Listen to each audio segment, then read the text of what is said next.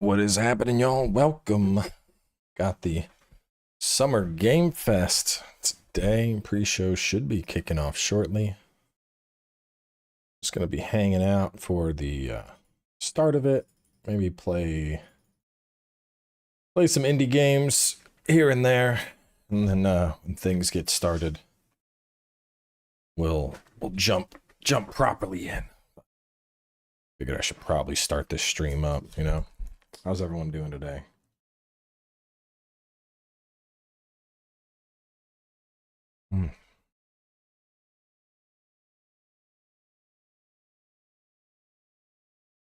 Got some of the world's sweetest boba.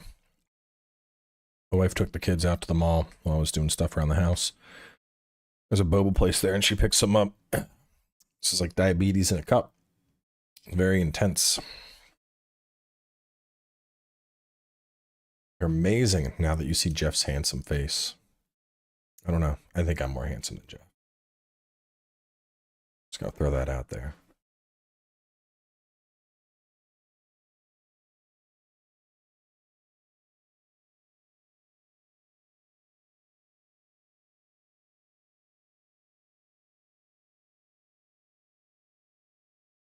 Predictions? I don't think I really have any, to be honest. We already know we're getting more Monster Hunter Wild stuff. I'm excited just to see that.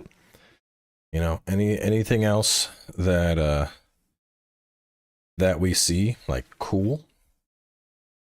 But I'm going in with no expectations. I think that's no expectations is one of the best ways to approach these events.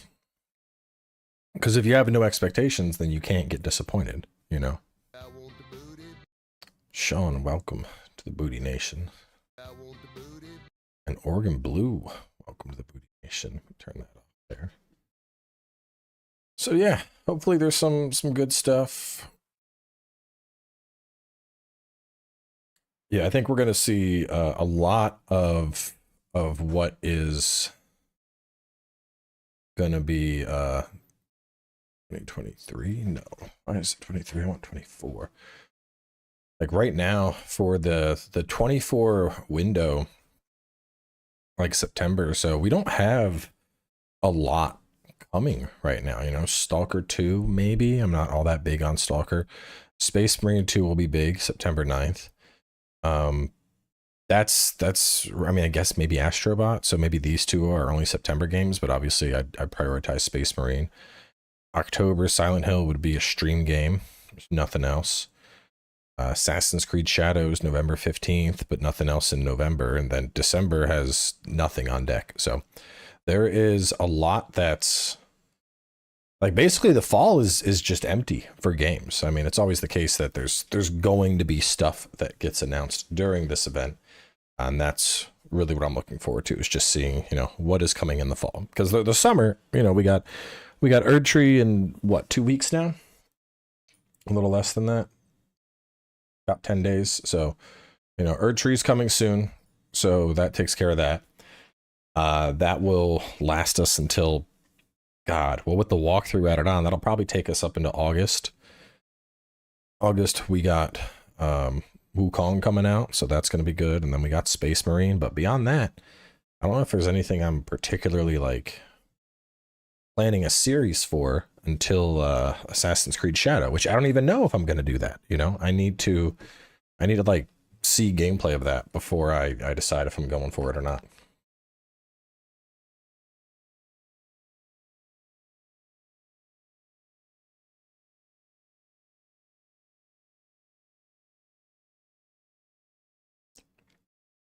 Is Dragon Age this year? Dragon Age is this year. That'll be big. We've been people have been waiting for a new Dragon Age, so that should be pretty dope.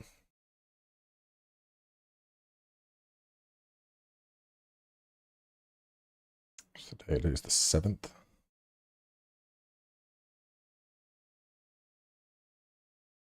Dragon Dogma DLC. It's possible. I don't know, man. I like Dragon's Dogma ended up in such a weird spot. Like, it's still my game of the year. I still absolutely love the game. I think it was phenomenal. But man, between the performance issues and then the basically outrage surrounding microtransactions, I don't think it performed as well as it could have this year, which is really disappointing because like there's nothing else like Dragon's Dogma. It is an incredibly unique game, even in that fantasy gaming sphere. But maybe we'll get DLC. I think Fable or a Silksong date, that's a good possibility, I think.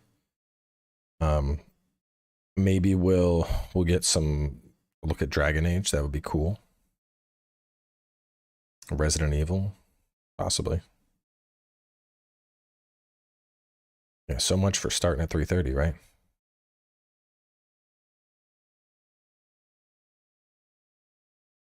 With the performance issues, I believe so. I mean, on PC, it was running pretty well for me, and it started performing even better.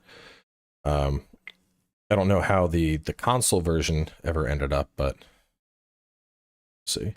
Let's say I appreciate your walkthroughs enough and the work you put into. Love the dedication. Thank you so much. Keep it up. You're very welcome. Test.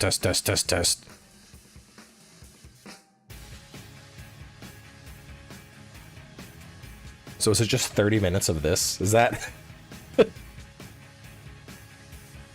Test. Is this what we got?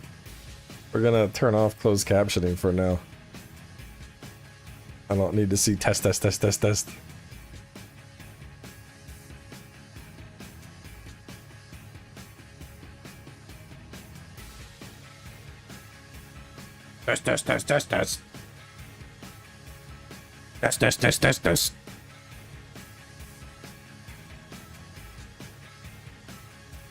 That's funny.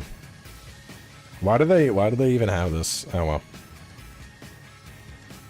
They usually have a pre-show. I guess we're just getting 30 minutes of a starting soon screen. Summer Games Fest the biggest? No, I think Game Awards would be bigger than SGF.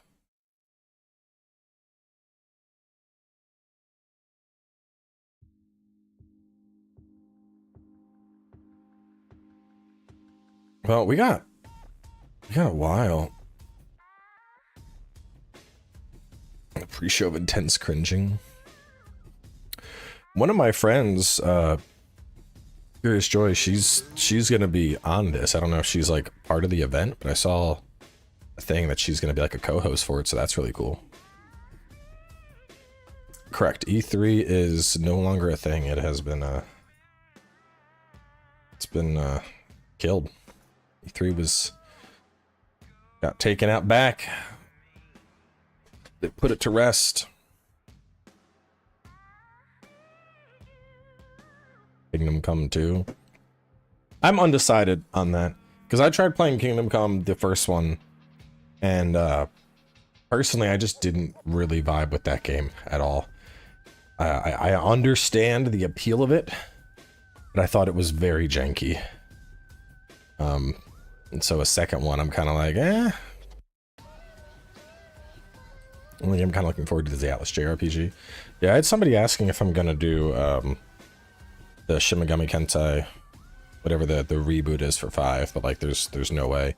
I did go back and beat Shin Megami Tensei 5. I did it on my own.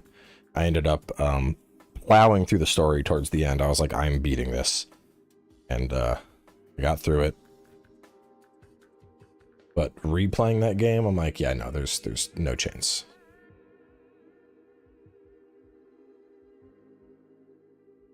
I don't know why y'all are putting any hopes for Bloodborne. There's a negative chance of anything Bloodborne happening showing up. I'm just gonna be honest. There's no Bloodborne PC, no Bloodborne remaster. Like, if anything, it would be on a Sony showcase. They wouldn't do it here. There's no Bloodborne. Like, there's no point. You might as well wish for like Japanese twin princesses to fall into your lap. There's a higher likelihood of that occurring than Bloodborne happening right here. Just being honest with you.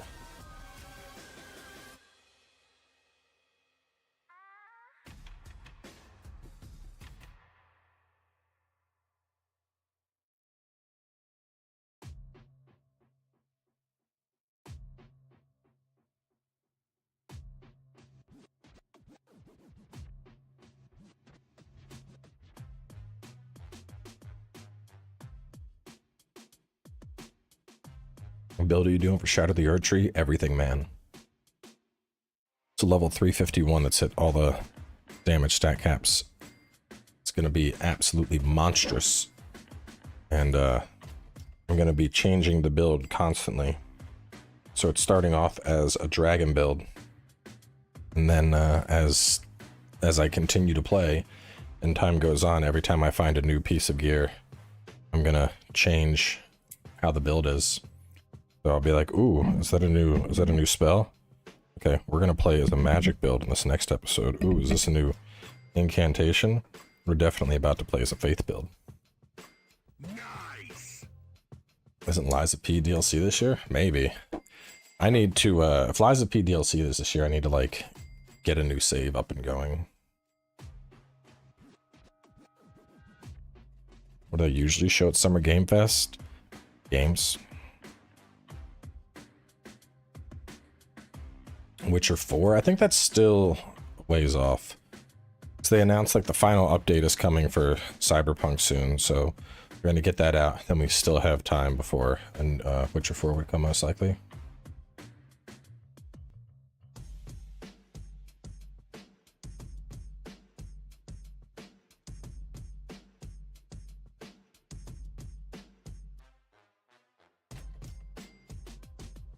Good will bleed builds be? Probably decent. Bleed's always been strong in PvE content. There's no reason to think that's changed.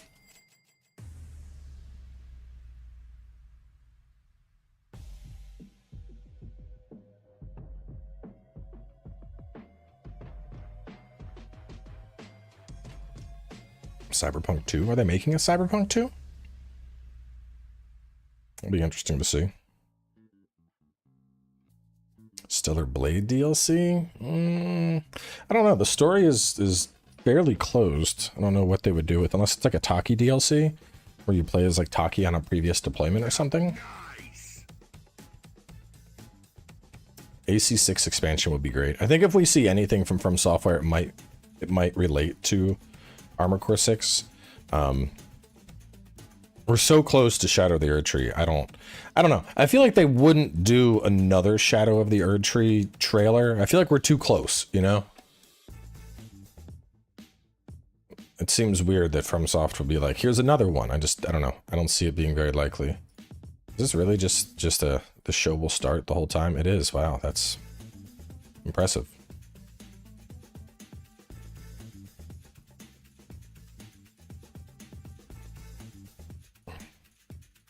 Miyazaki's in California. New project announcement? Well, maybe. Maybe we'll find out about the next FromSoft title. Oh. Never know. I want to say thank you. Get me through some bad times. Hoping your family stay blessed. Thank you. Appreciate that. Family is currently sitting downstairs. I set up the water slide to keep my son busy. Baby girl's taking a nap. I'm here doing my thing. Drinking some boba.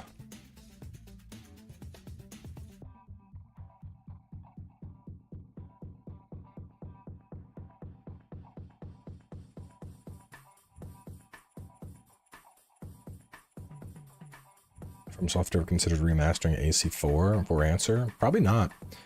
I don't think they... I don't know. I mean, the only remasters we've seen, so...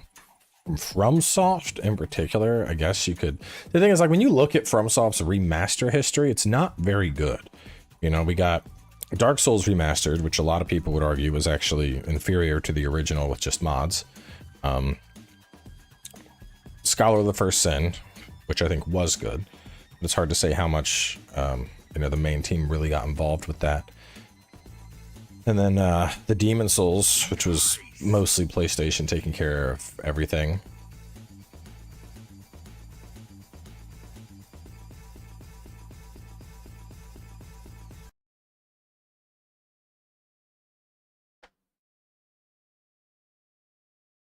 How do you feel about Dragon's Dogma 2 not having an anime opening? It's whatever. You just put on your own anime music. 15 minutes. Oh my god, chat. They'll guard, hopefully. I'd like to want to see what they've been cooking. I like Dragon Age a lot, so I want to see what how they've updated stuff. So there was a lot of talk about how the combat's way more dynamic now. I'm curious to see what they have cooked up.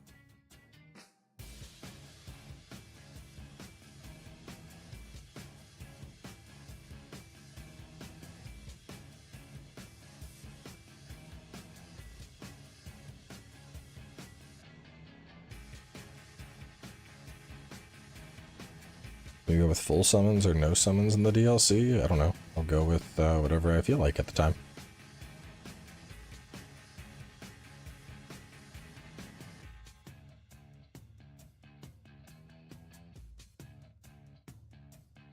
I don't like to make plans. I like to just live in the moment.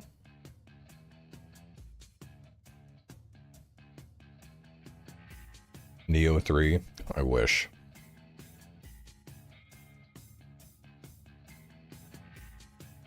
I would lose my shit if we actually got a Neo 3 announcement. That would be amazing.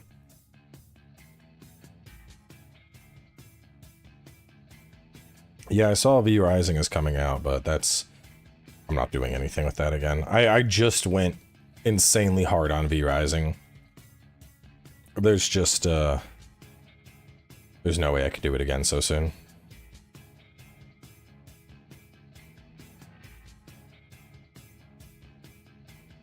Surge game? Very unlikely.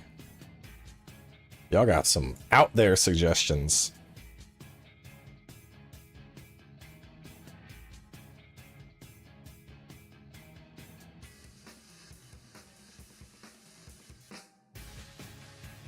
Yeah, exactly. I've had my fun with V Rising.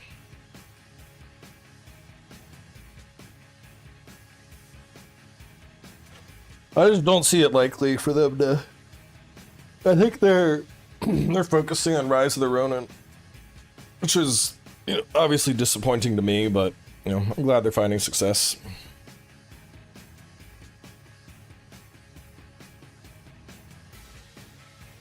Nice. They did say keep expectations low for this SGM. Yeah. Well, here we are. 12 minutes. I feel like now's a good time to go pee. I'll wait. I'll go pee 5 minutes beforehand.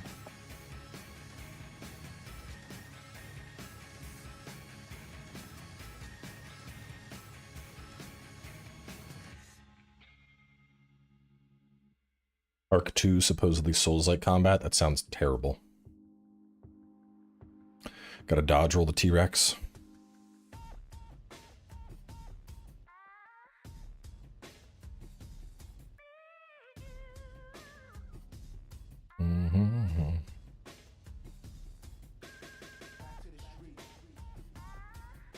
No, they'll absolutely show new things. There's no way it's just pre-confirmed stuff for 3 hours. That won't happen.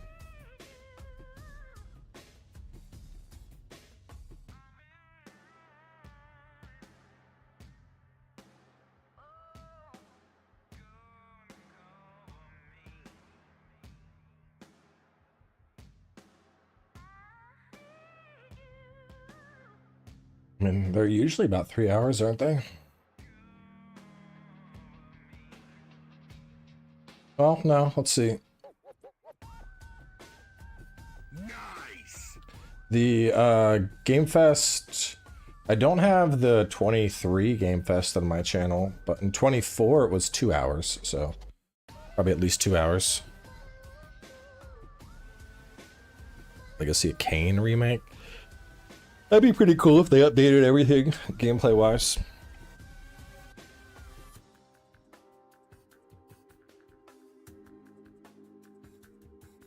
I mean, the new Wilds gameplay should be cool. Anything I can get about Wilds, I'm excited for.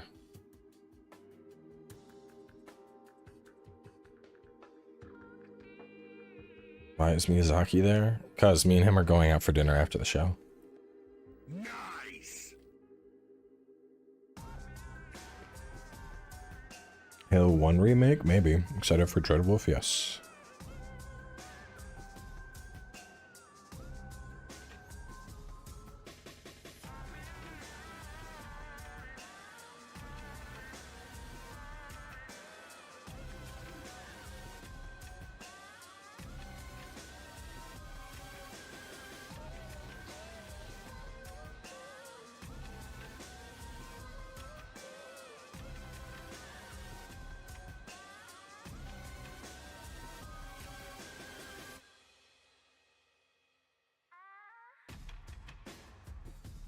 Covering the Yubi Star Wars game? I haven't decided yet. I need to play it first. Like a preview of it or something to see what the gameplay is like.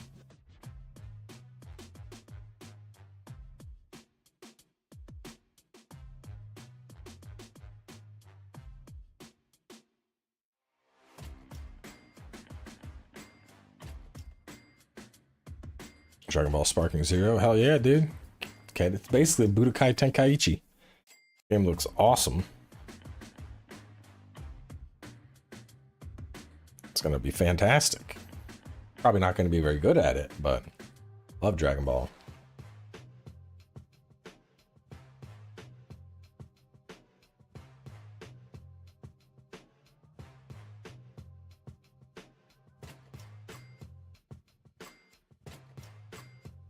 Actually, I tried that that Dragon Ball Survivors game, but that did not elicit feelings of joy.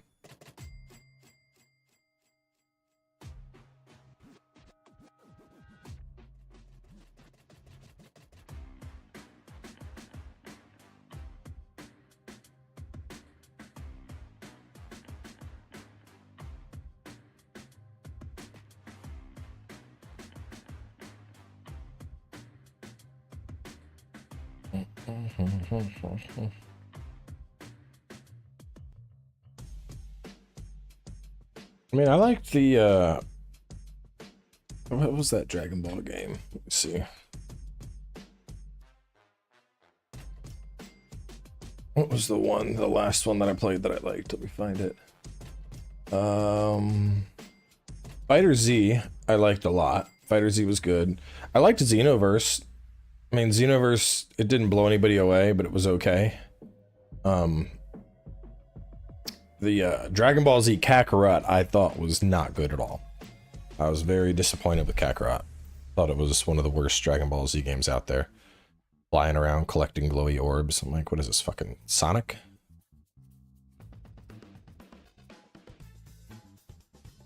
$10-second delay, refresh. Sure about that? Let's find out. Nope, no delay. New Wolverine game? Yeah, probably.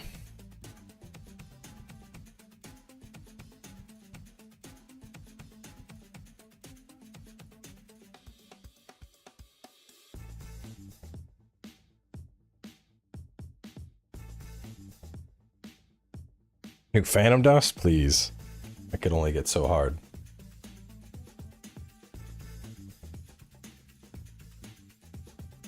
Dude, I still remember when they revealed the potential Phantom Dust reboot. I was so fucking humped. I was just like, oh my god, it's my Phantom Dust! And then it just died. I was like, why? Why, dude? I was so looking forward to that.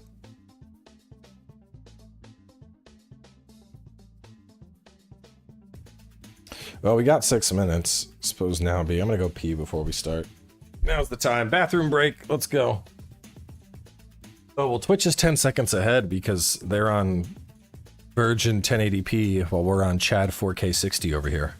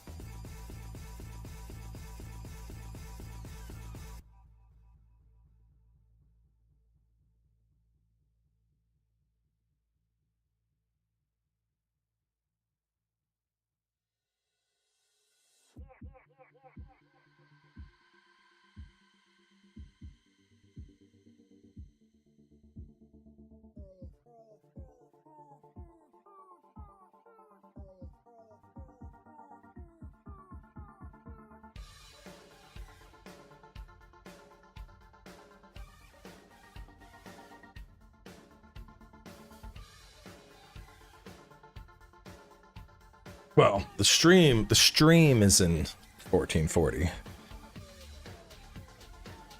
but the source is in 4K. We can do 4K YouTube streaming. It's just chat has like a 30-second delay with what happens on screen, which is very awkward for live streams because I'd be like, chat, what do you think? And then I would have to sit there for half a minute just waiting for responses.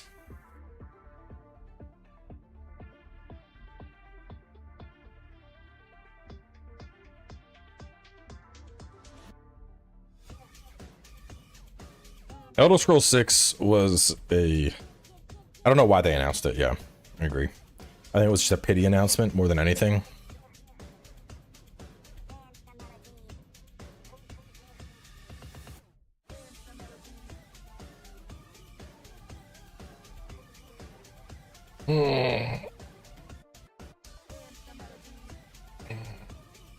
Game series has been forgotten. Obviously, Phantom Dust.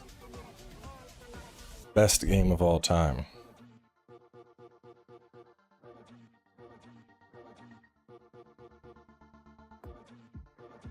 Elder Scrolls 6 is going to flop. Why don't you bet your mortgage on it?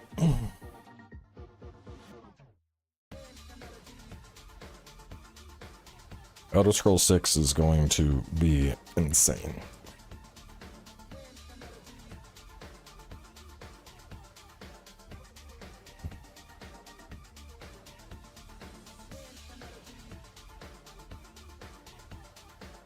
I mean, Starfield did pretty well on sales too.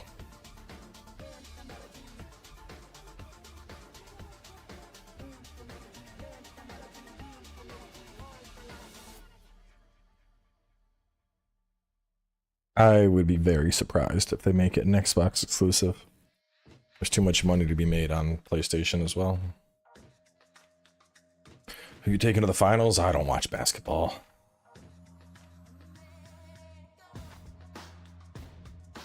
The team with better offense.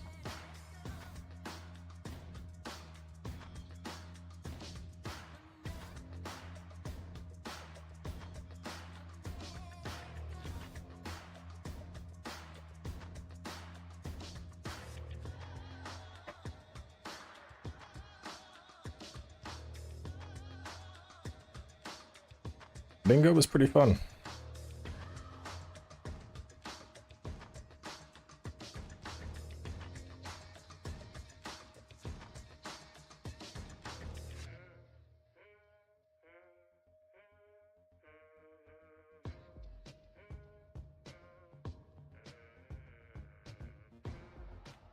Weekend plans?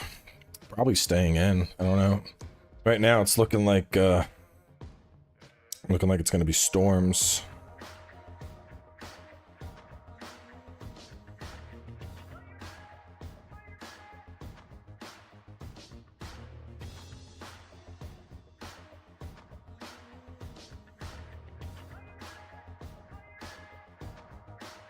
Yeah, tomorrow looks like it's clear. Well, it's clear for most of the day, but tomorrow night is thunderstorms and Sunday is thunderstorms, so maybe take the kid out to the pool before the rain starts.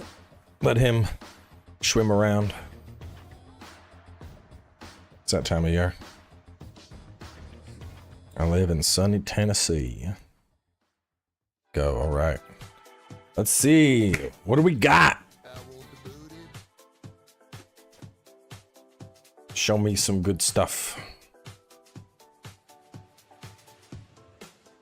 Please welcome to the stage the creator of the Game Awards, Jeff Keighley.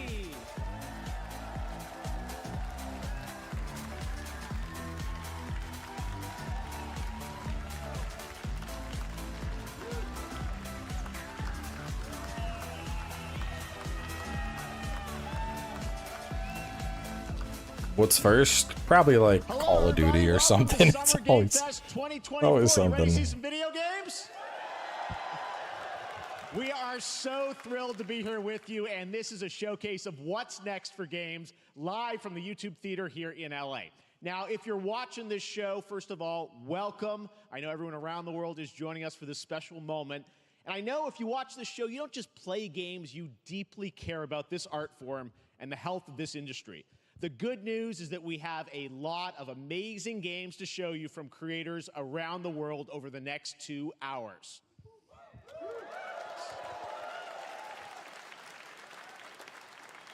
But let's also face it, this has been a tumultuous and difficult year with company layoffs and studio closures, which have disappointed all of us.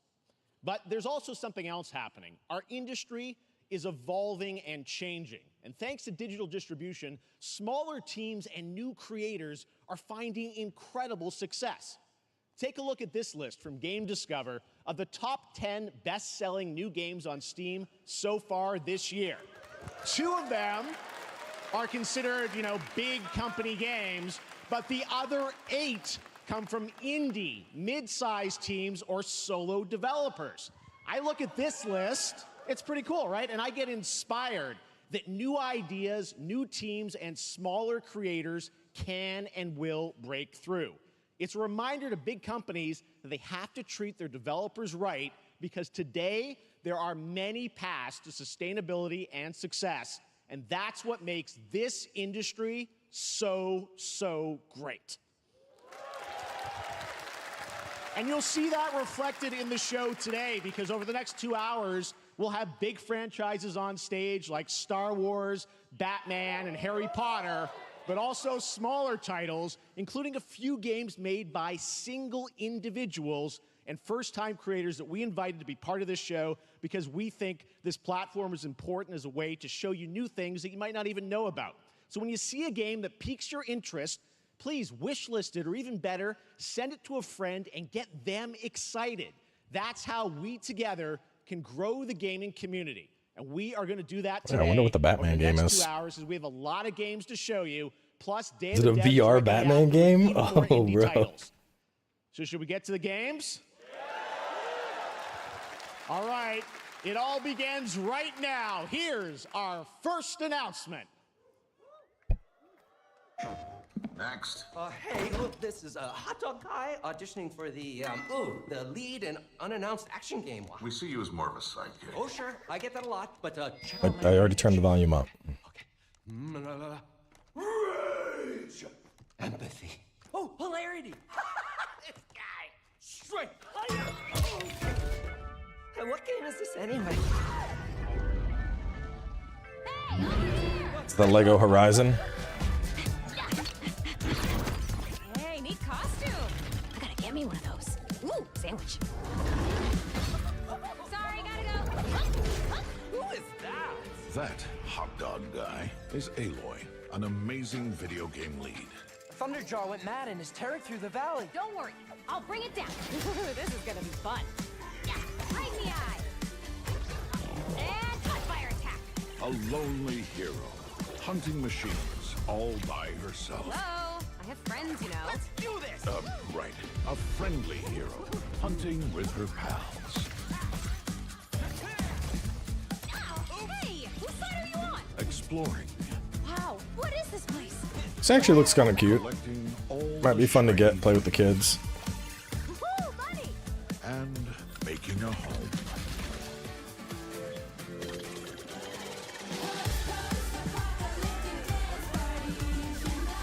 Aloy, the Thunderjaw's back. Oh, right, the Thunderjaw. Ooh, that's a big one. Here we go.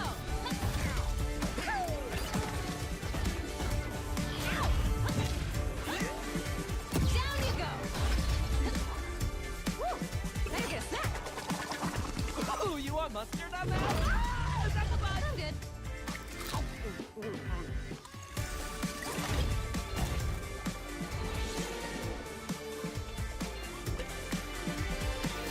That's Eat it. PlayStation. There you go. Wasn't that fun? That was Lego Horizon Adventures, coming out later this year for PlayStation, but also day one on PC and Nintendo Switch. It's a playful, lighthearted story inspired by the world of Horizon, designed with 2-player action in mind, supporting couch and online co-op. All right, now we're going to completely shift the tone to the next game from Torn Banner Studios, the developers behind Chivalry 2. For their next project, they are proud to announce No More Room in Hell 2, the sequel to the 2011 award-winning Source mod. 8 players start separate in the dark, and it's up to you to find your friends and survive with permadeath. Here is the first look.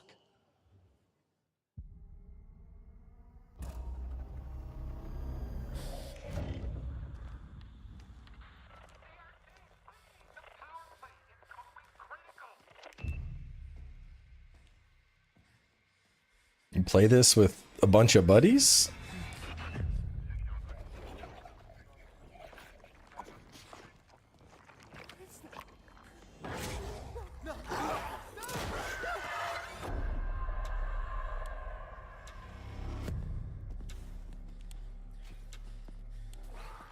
I would play this with Ron, just because he would absolutely lose his shit the whole time. Ron, we're doing it.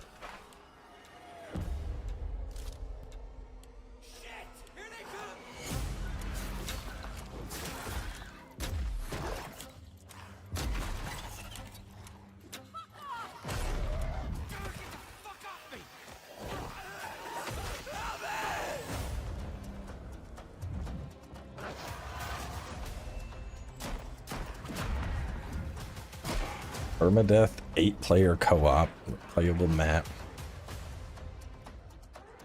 What is this called?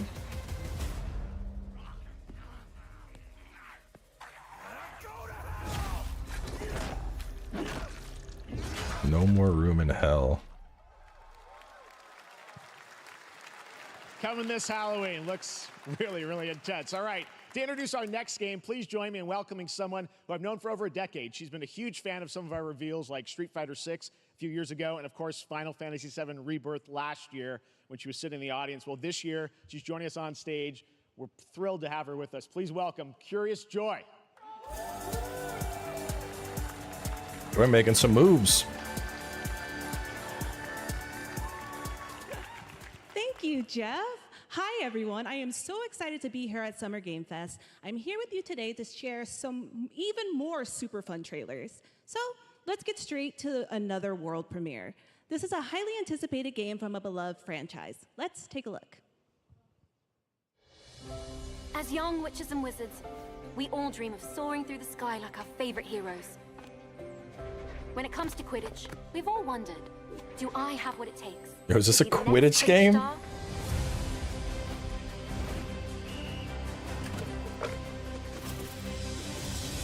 To beat your toughest opponent? This looks like, Keep it your looks kind of like passion VR. rising. To chase your dreams at any price. To seek glory for your team. No challenge is too great. No dream is too big. So ask yourself, do you have what it takes? Do you have the heart of a Quidditch champion?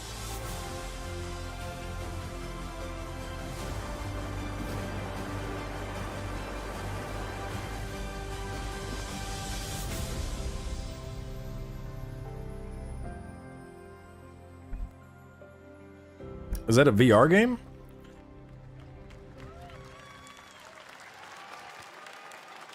That's Harry Potter Quidditch Yeah, it's Champions not. launching worldwide on September 3rd for consoles and PC.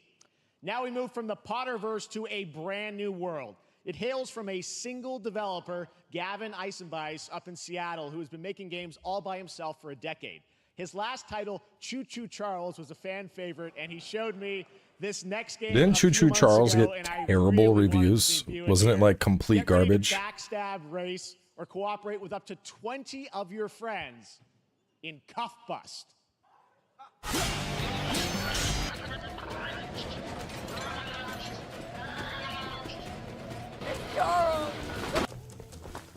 It looks like it's sitting very positive on Steam. I remember there was something about it, like the game was like 2 hours or something, or...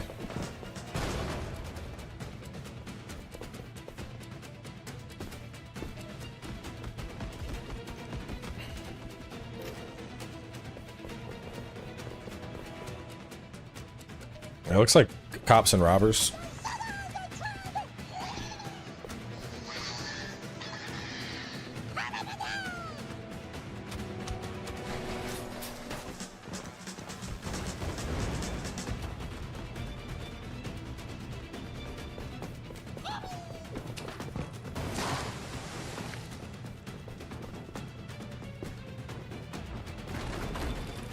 Brain rot incarnate. I'm not gonna say that's inaccurate.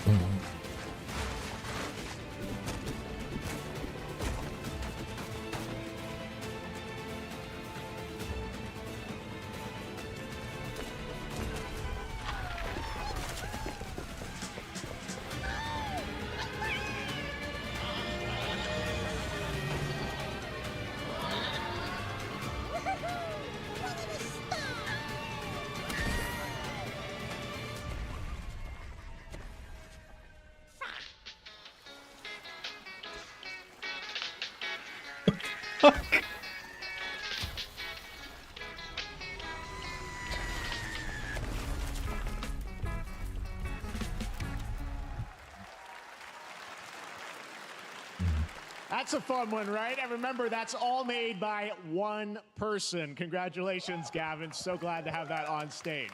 You're sitting there smoking the All doobie. right, next one of this year's most anticipated games is Star Wars Outlaws, coming out on August 30th from Ubisoft and Lucasfilm Games, the first open-world Star Wars game where you live the life of a scoundrel. On Monday at 12 p.m. Pacific, you'll get to see a full gameplay showcase during Ubisoft's Forward event, streaming as part of the continuing Summer Game Fest events. But right now, we've got an exclusive new glimpse at the game, just a small taste of what's to come.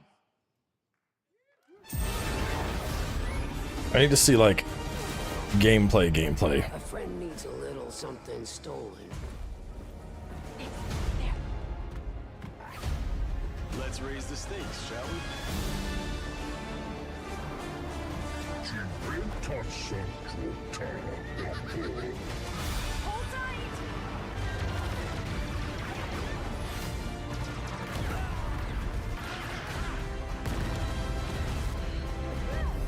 This is one of those games where, like, I need like a 15-minute just exclusive gameplay look, because it's so hard to tell between like what is gameplay here and what is just cutscene.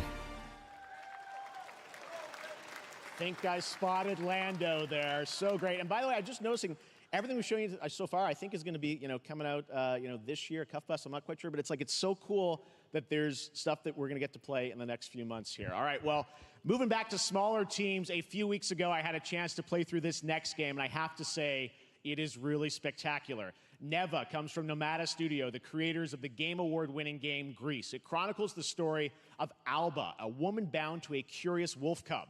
Here's your first ever look at the gameplay.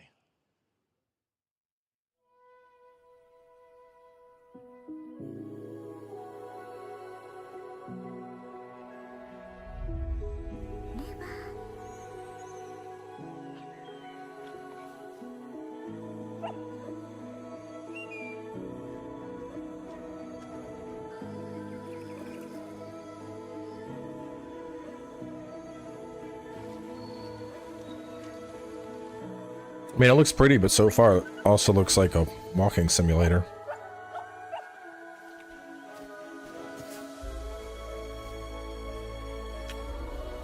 Like, all I've seen them do is literally just walk. Like, when does the... Was there, like, platforming? Or some big fights? There we go, now there's some fighting happening.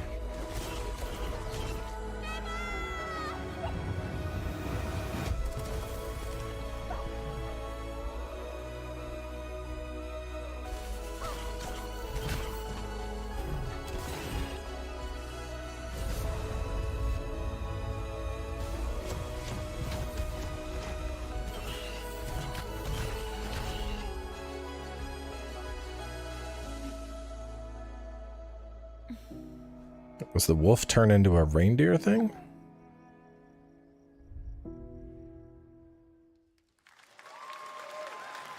mean, it looks very pretty. That game is such a true work of art, especially when you get into some of the combat. It is tons of fun to play, and there's much more coming later today in the Devolver Direct, which will air directly after the Day of the Devs on this same stream. So we've got lots more for you.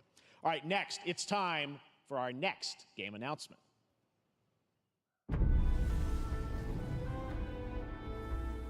Study the past if you would define the future. All are architects of fate, working in these walls of time. Let us all for death prepare. Or on the last great journey. This looks like a, yeah, I was gonna say it looks like a Civ game. Let me not then die ingloriously and without a struggle.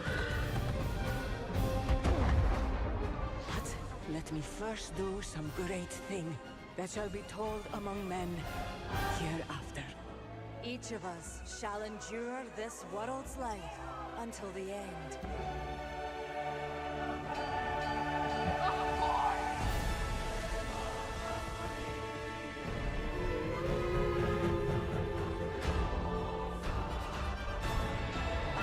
Your names shall not be lost. So it shall be. So it shall be.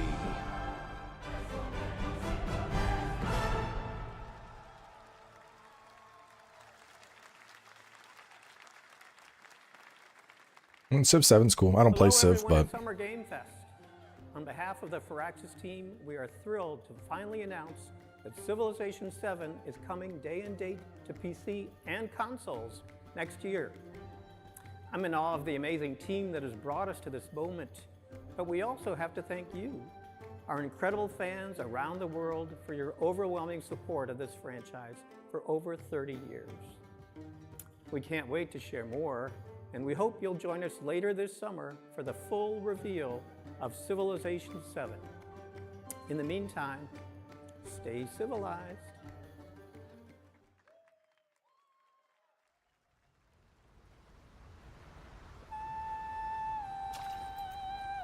there we go. Some new Wukong trailer.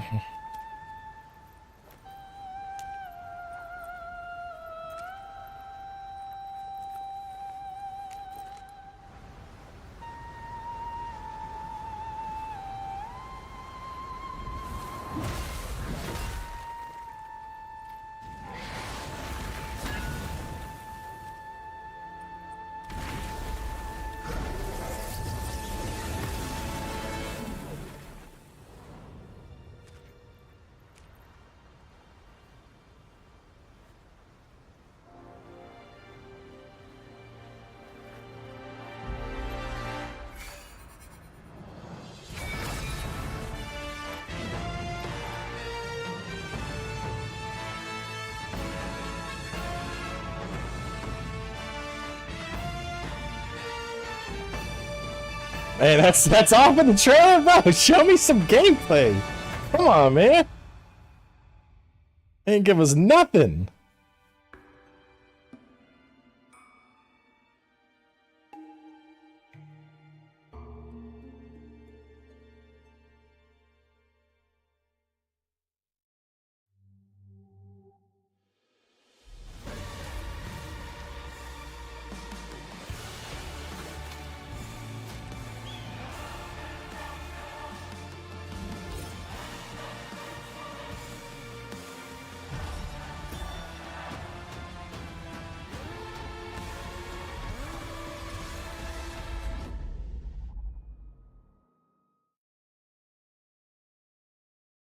No, Elden Ring is in June. That's coming out in August. Perhaps humans were fated to build the monoliths, reaching heaven and returning with a gift. Stardust. But mankind was given more than it wished for. Not progress, but chaos. Every new height brings a terrible fall. Who's this? And yet hope still glimmers, even in the depths of the unknown, like mayflies. We die to live again.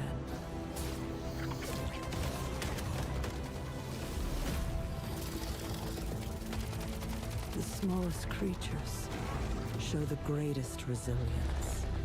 The monster designs are looking dope, but this also has like a game as a service type feel going on. Together. July 9th? I would need to see more gameplay of that.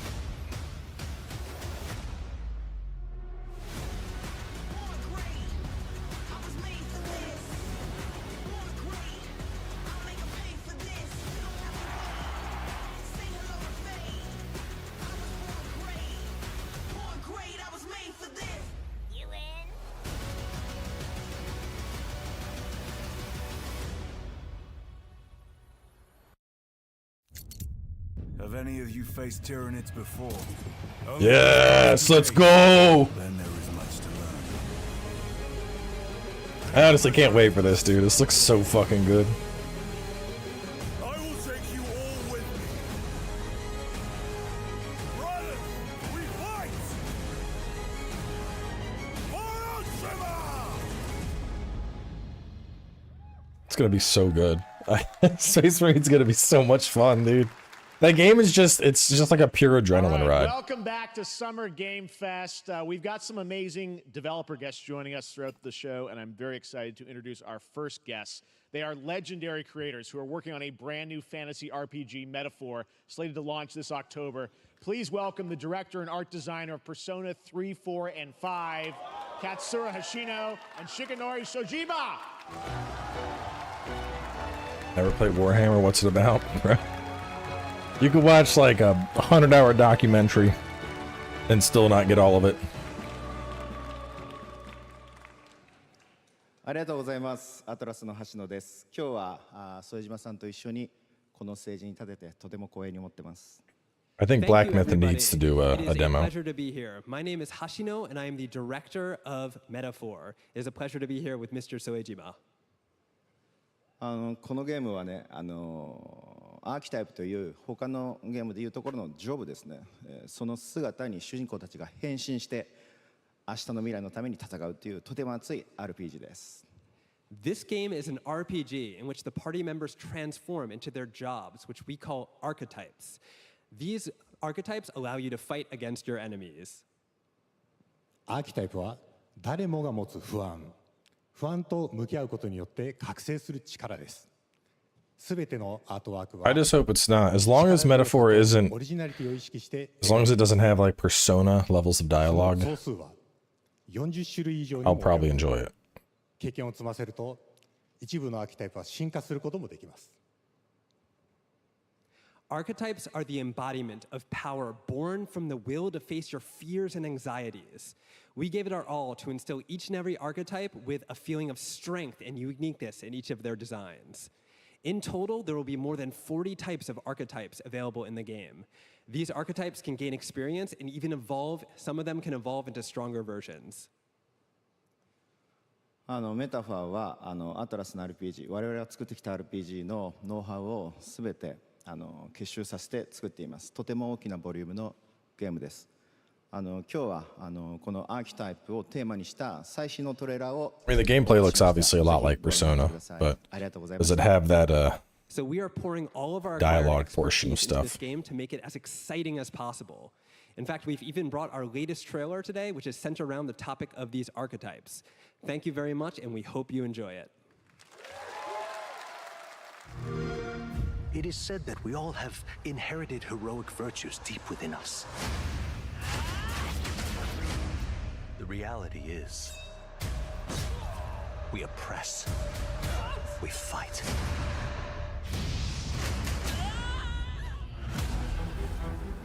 A great evil flows through this land. You have found a way to wield true magic.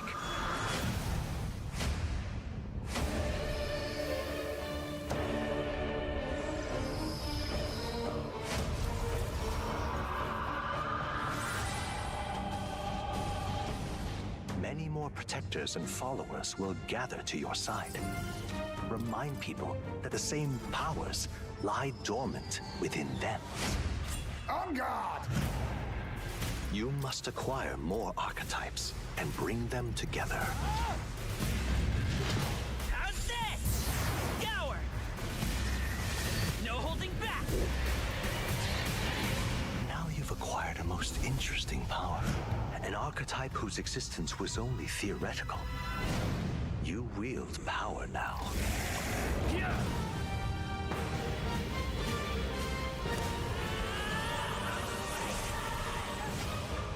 I wonder what the like the game curve is for getting the archetypes. You just like get them as you level up. Like how often do you get new archetypes? Such an honor to have Hashino and Shojima with us on stage. Thank you guys, and for that deep look at the archetypes, such stunning visual designs. Now we're going to jump into the Arkhamverse. Batman Arkham Shadow is a MetaQuest 3 exclusive VR game coming later this year. As Batman, you face a new threat, the mysterious Rat King and his cultish devotees. Here's your first look at the story trailer for Batman Arkham Shadow.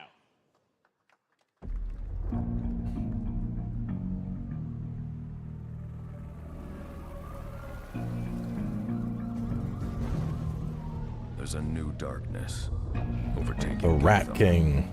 driving the city mad. Fuck that is. The only light left is from the fire in the streets, casting shadows of rats on everything that was once good.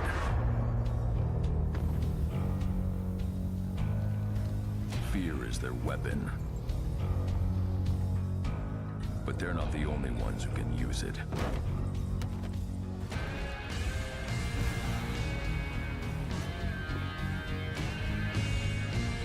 The Rat King will stop at nothing to destroy my city. How far will I go to destroy him?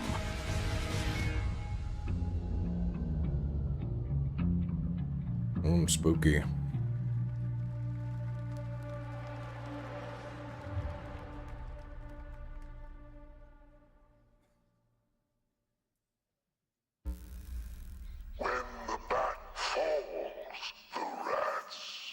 Not only is it VR, it's VR only on Meta. Like, no, not. I am looking forward to heading back to the Arkhamverse. Now, it is time to update fans on a legendary fighting game franchise. And that includes me. Because I have been a fan of this series ever since one of its first iterations. Sparking and Zero? I've been playing each one ever since. Sparking Zero? Let's check it out. No. Is this Guilty Gear? No.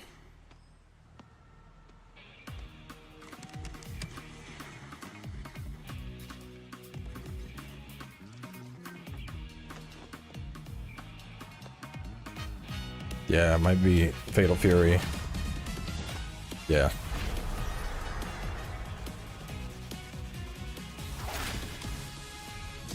Wait, is this a Fatal Fury crossover with Street Fighter?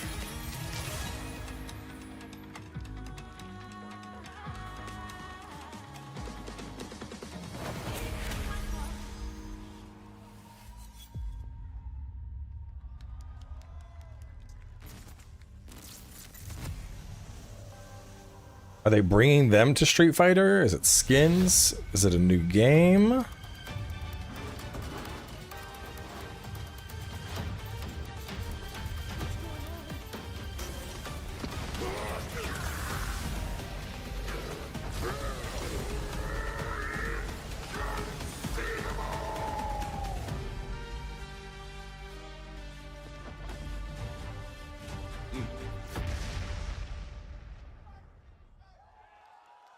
Oh, okay, yeah. So they're bringing them to Street Fighter. That's pretty cool.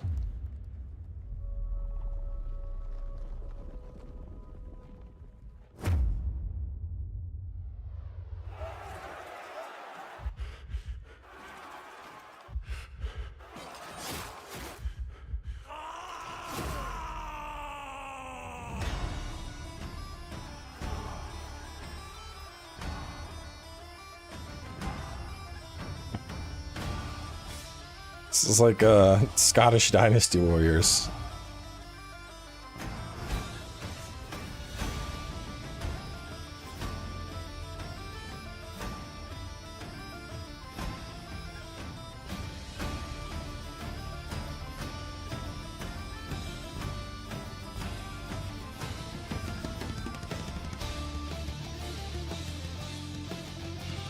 I think it's like a roguelike beat 'em up.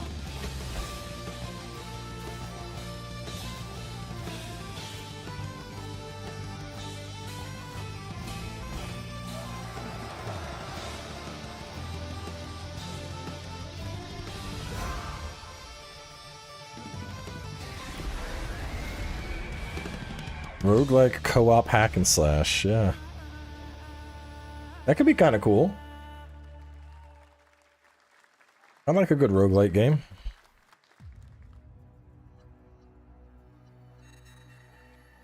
Test of power. I guess we'll see. This will be when the true battle begins.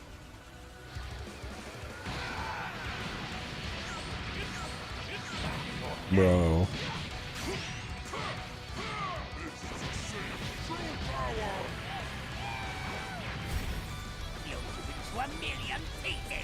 Just like I did that You talking about thrilling? Don't you dare!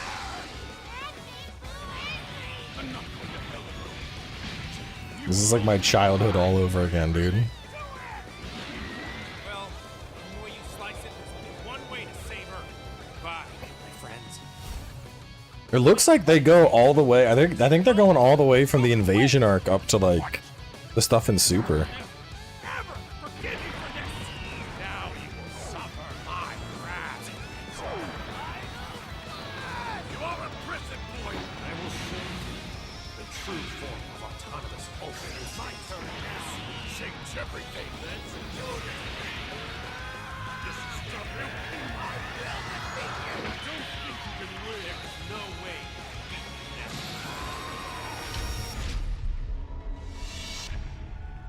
October 11th. Dude, the roster is gonna be insane.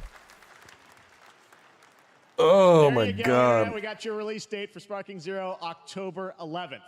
We're definitely Now playing in that. the world of Delta Force Hawk Ops, a free-to-play tactical shooter available to play on all platforms. Here's a look at their multiplayer FPS extraction mode. Team, rally up. We've got a new mission. The roster is gonna be like everyone. Like I think didn't they say there's gonna be like 200 plus character selects? With conflicts escalating between Havoc Corps and Alsara Guard, it's time to take action. Objective: collect and decode the Mando Brick located. So that's Sparking Zero, which is essentially like a reboot of the Budokai Tenkaichi franchise, Execute swiftly and silently. which is like the best of Dragon Ball. So it should Looks like someone be really good. We need to pick up the pace. Clean the balcony. On your mark. Go, go, go! Clear the area. Shield down. I'm going in. Shit! They've got a flamethrower!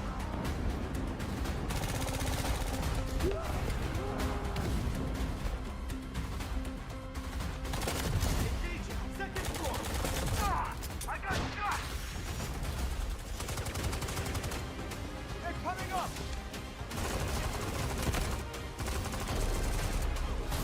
I'm terrible at extraction shooters, so I already know I'm not gonna play this. Prepare for decoding. That's all for mission briefing. The drill is over. Operation commences. Good luck. I don't think this is a COD killer. This looks more like Siege.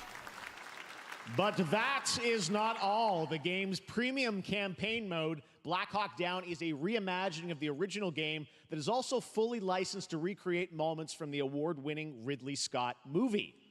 Here That's kinda cool. is your world premiere first look at that gameplay.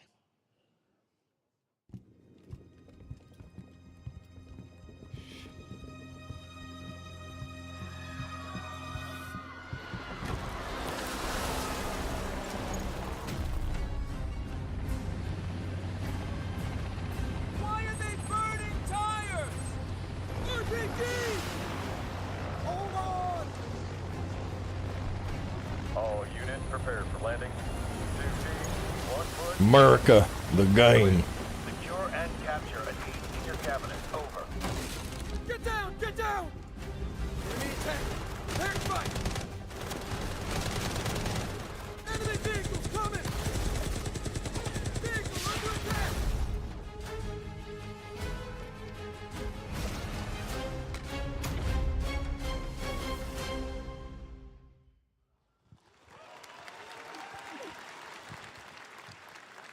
And now, I have an update for you on Fatal Fury: City of the Wolves. For real this time.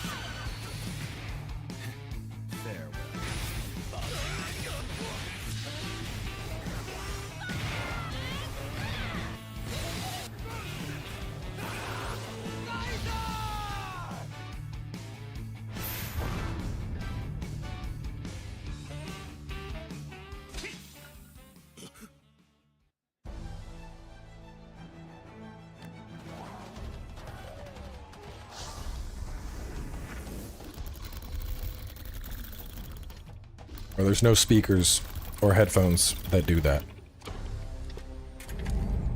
I don't care how good your sound system is.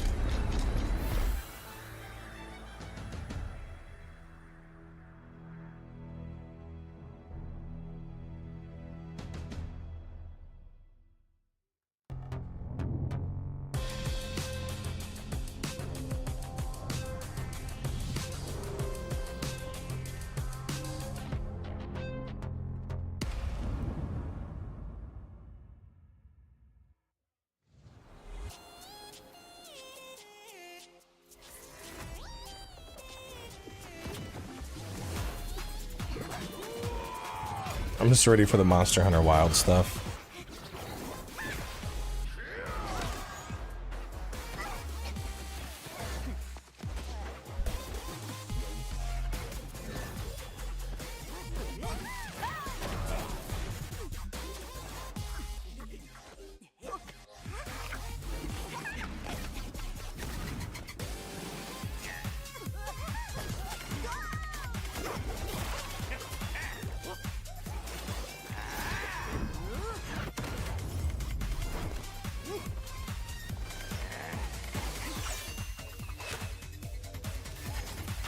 No idea what this is. This looks like a platform brawler, almost. I'm getting like Brawlhalla vibes. Okay, no, so it's a asymmetric brawler.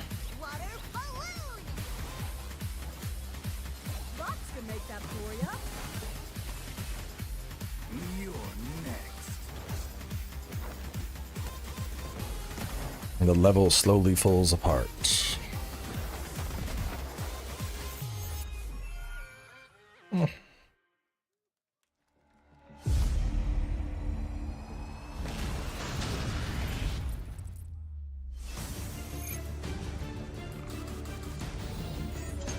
Oh, this is I think this is that mech game I was playing.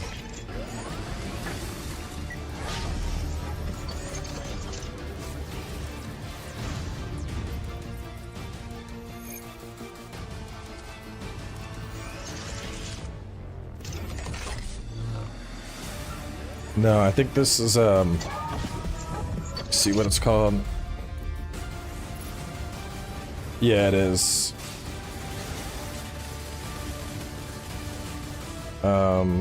Mecha Break. It's not bad, but it's like a hero shooter basically. So you have like tank mechs and assault mechs, and I mean it's not gonna be for everyone. I played it, I had some fun with it, but I can already tell you like not everyone is gonna get behind another hero shooter. At Summer Game Fest, and that was a look at Mecha Break with its immersive aerial and ground combat with lightning-fast maneuvers. It's on the channel if you want to see it. Blum and his Blumhouse banner have become synonymous with incredible horror films over the years, like Get Out, Megan, and last year's Five Nights at Freddy's. Well, now Blumhouse is entering the video game world in a big way.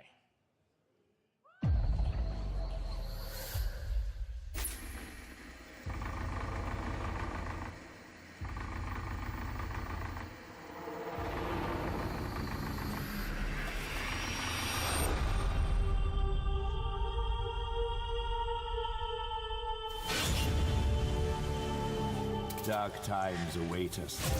Vengeance will take 3P puppet game.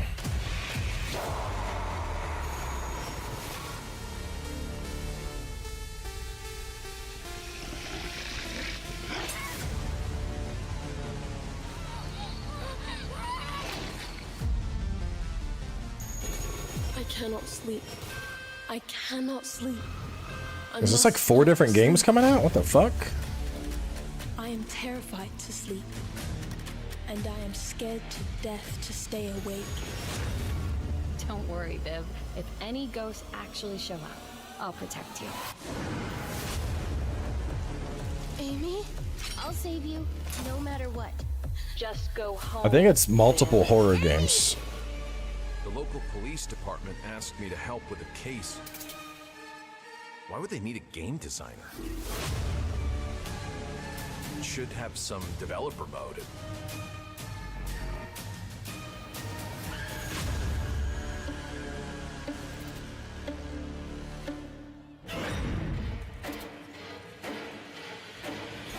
Unless it's like some weird meta game where it's like games within the game.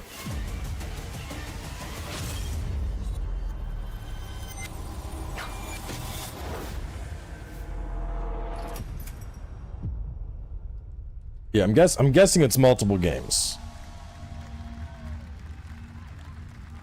Yeah, so it looks like it's like 6 different games probably.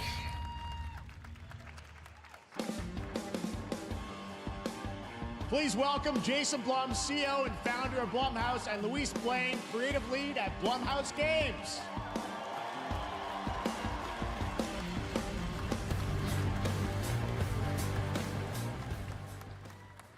Hey guys, so we got ourselves a full slate there. That's incredible. So Jason, tell us a bit about why did you want to get into games like this? What are we doing?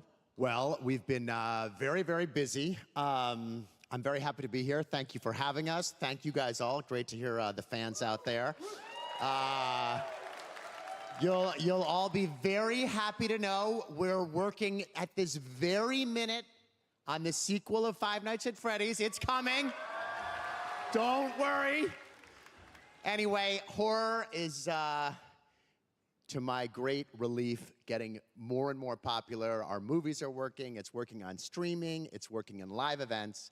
And we wanted to try and take our approach to movies and apply it to games. And that's what you see here. We're going to do independent games. We're going to look for creators and give them a platform and encourage these creators to be weird and subversive and find the most effed up, scariest things they can and put them into really cool games.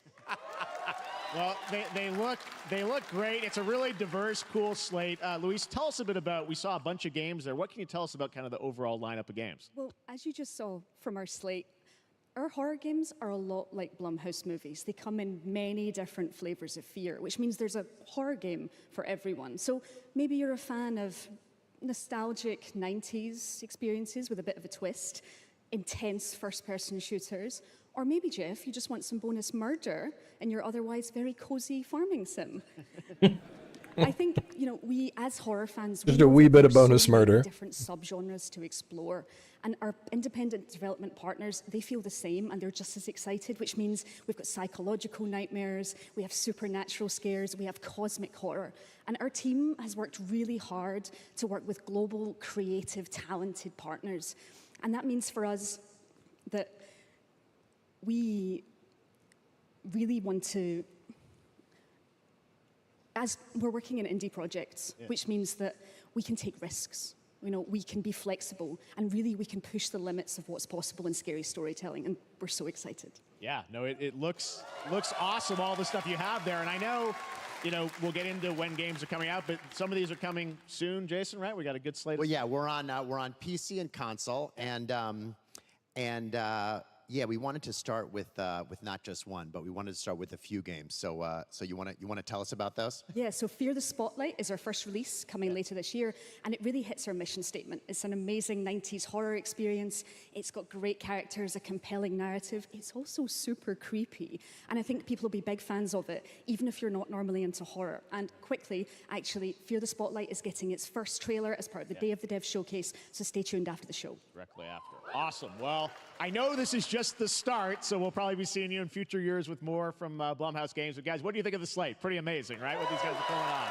Jason, Luis, thanks so much for being here on Summer Games. Thank you, guys. All right. And now here's the world premiere of a brand new Power Rangers game with a retro feel.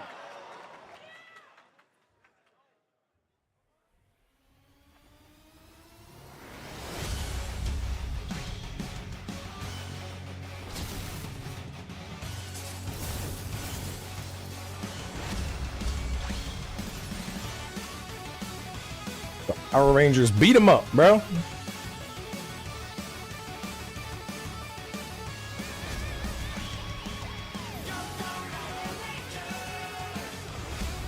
What y'all mean boo? Power Rangers was my jam growing up, bro. I had all those toys. I remember I had the Megazord and I had the Dragon one, and my buddy had the big fucking turtle thing. And that's how we became friends. I was like, you got the giant turtle that they go in? And he's like, yeah, you got the Megazord? And I was like, oh, fuck, you combine them.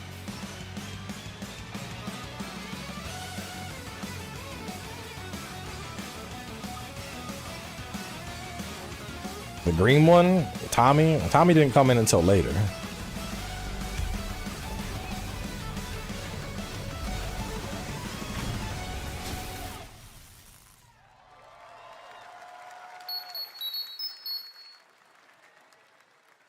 Power Rangers was so cool growing up.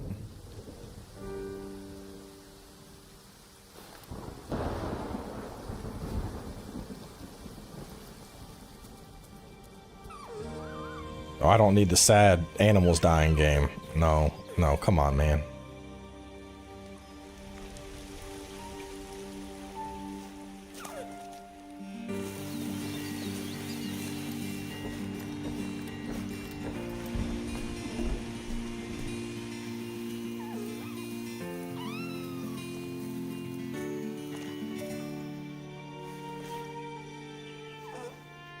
I've watched this for 15 seconds. This already looks like a game just created to make you cry. That's all I'm gonna say. Like, bro.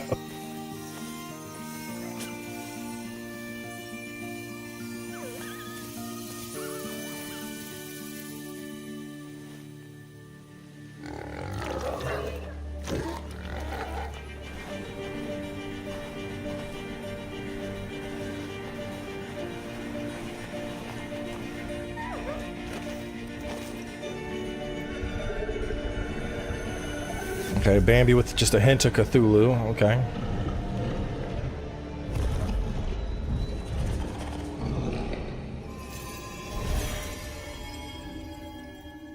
Oh, little Bambi grows up and gets glowy horns.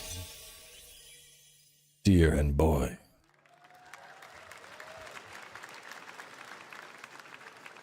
What a beautiful game, Dear and Boy, which comes from first-time developer Jason Houdet in Paris, who started that project alone in 2020 during the pandemic and now has a team of 8 helping him realize his vision with financial aid from the French government. And games like that are why we do this show, giving first-time developers a chance to show you what they're working on. All right, next, after a long wait, Kingdom Come Deliverance 2 is arriving later this year. This is a first-person open-world action RPG from Warhorse Studios. Hope they redid the combat, man. Brand new look. The combat was so janky in the first, I just couldn't vibe with it. Like, I wanted to. The best laid plans of men don't always come to fruition. Man proposes, but God disposes. And then boots you right in the balls. These 2 young fellas, I need to find them.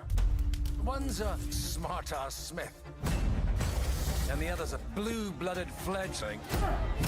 You behave like a spoilt brat. How dare you speak? Gentlemen, praise be to our Lord Jesus Christ. Our Father, there are many sinners in this world. But in the end, we all face your judgment for what we should have done, but lacked the courage to do. The last time I ran away, I lost everything. I'm never gonna run from that fucker again. Kiss our asses! God, is this retribution for my sins? To the task!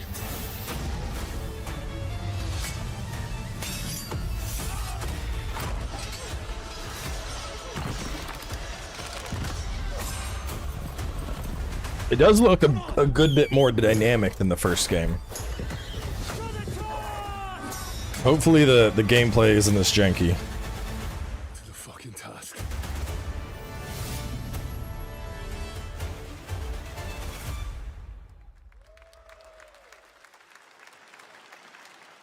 Next, we step into the dark mind of Silent Hill creator Keiichiro Toyama-san. Back in 2021, we announced his new game, Slitterhead, at the Game Awards, and now we're giving you a look at the gameplay from his independent, Tokyo-based studio.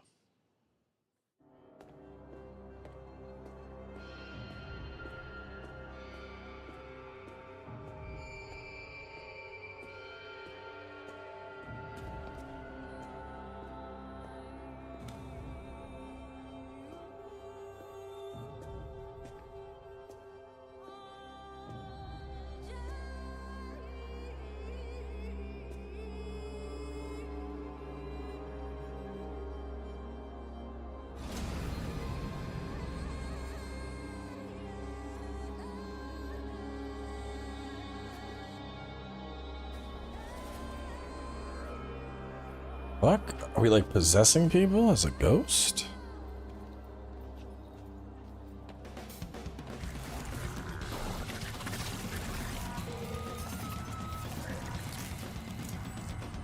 What the fuck is going on here?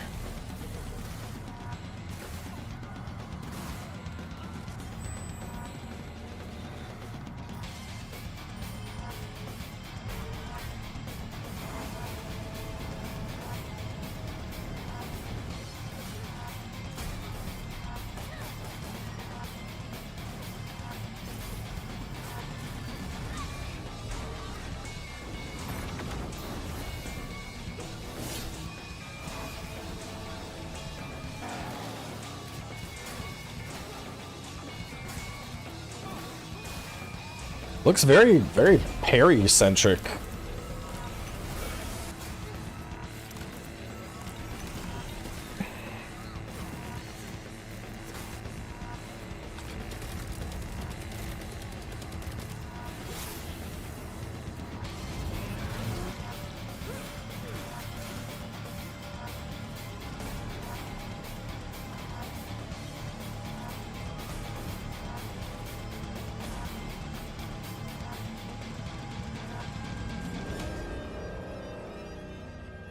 That looks cool. Guess we got a game for November. The fuck is this?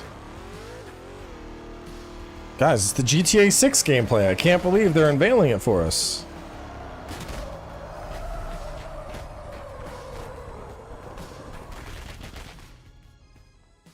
That's what I call a dramatic entrance. There's a reason why I'm called Killer Bean. It's because I'm good at what I do. Really.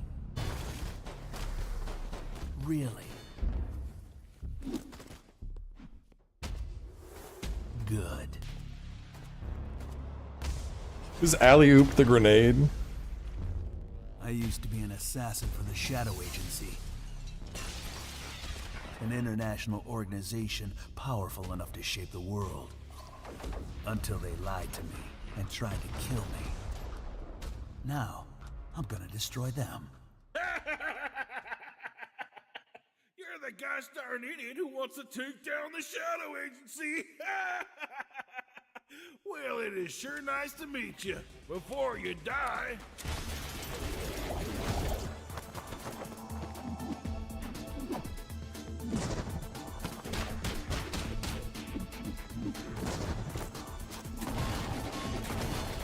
What the fuck?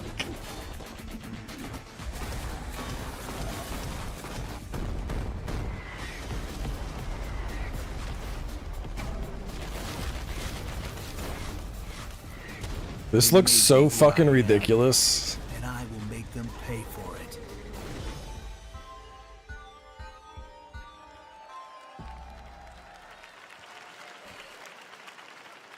Glad you liked that one. That was Killer Bean, a third-person roguelike shooter made by another single developer, believe it or not, right here in Los Angeles, Jeff Liu, who previously worked as an animator on movies like The Matrix Reloaded. So fun. It's amazing what can happen in this industry. All right, to introduce their brand new game, please welcome from the Game Bakers, a small independent studio in Montpellier, France, Audrey Leprince and Emmerich Toa. Hello, Jeff, everyone. I'm very happy to be here.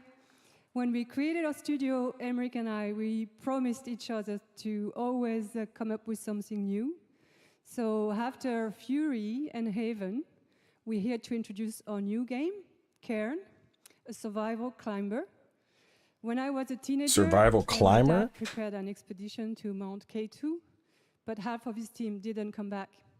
And I've always wondered, why do alpinists risk their lives in such extreme conditions? This is something we wanted to explore in Cairn. Cairn is a game about what it takes to go beyond your limits. You climb a mountain to reach a summit never reached before. And the climbing gameplay is the challenge. It's very intense and realistic. It's a face-off between you and the mountain. I mean, I like survival sims and I like rock climbing, so. It's the actual climbing gameplay. You can see more later today during Day of the Devs, but now let's have a look.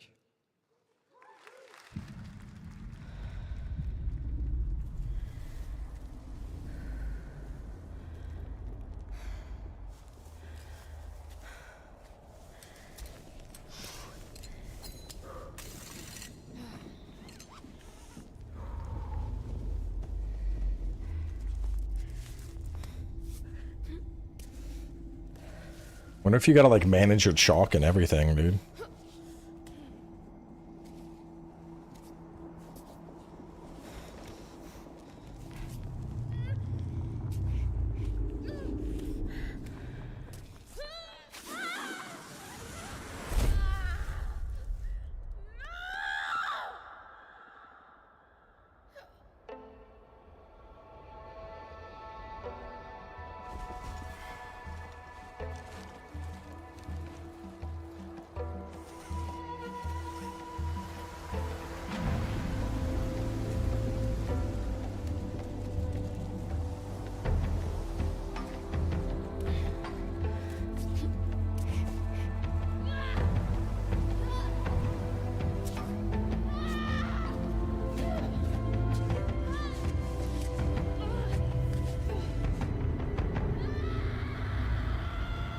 Is that the goal, to like get to the top of that giant fucking mountain? I would play that.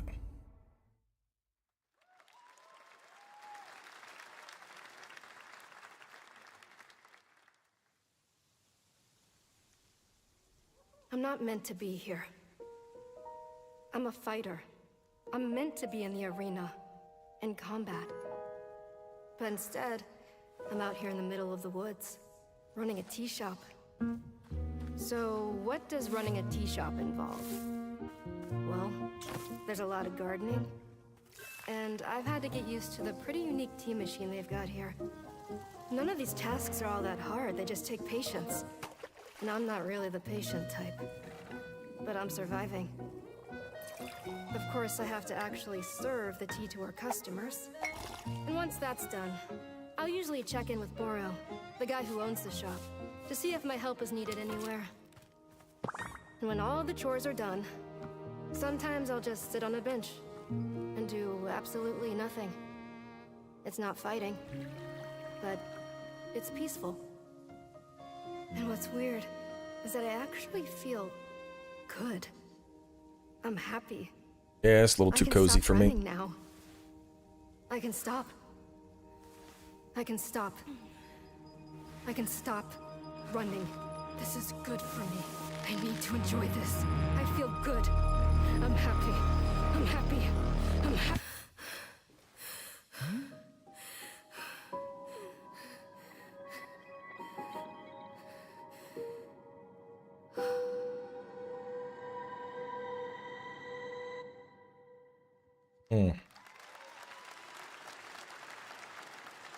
That was Wonderstop, the announcement of the next game from Davey Redden, the creator of the Stanley Parable. I sense there's a twist coming, as you would expect from him in Ivy Road. Cannot wait to play that.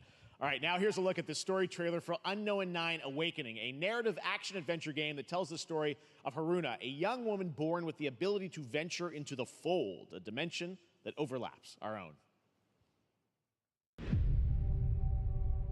Turn your thoughts inward and focus on your shade. Do you feel it? I do. Your progress is impressive lately, Haruna. These are incredible. They called themselves the Sahin. 9 among them were chosen and shielded from death. The Unknown 9. Does this have anything to do with why Vincent is here? Show me the gameplay. Humanity has lived for eons at the mercy of the 9.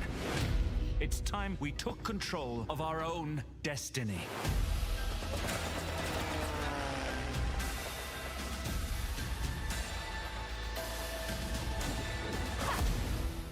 Why are you so interested in Vincent, anyhow? He killed someone I loved.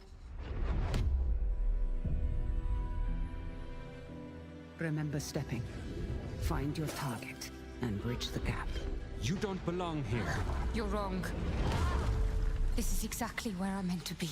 So do I get to like manipulate people's souls into making them do shit?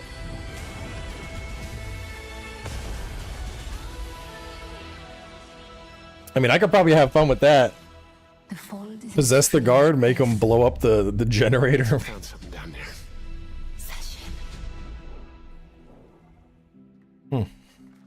Need to see more of that, but there's some potential there. Let's go! Stories! Something that I want to protect. I'm gonna try to find time to stream this. Because the second game was great. I'd like to play the first two.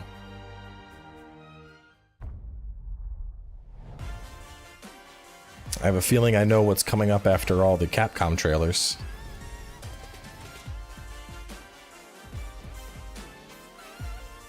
Alright.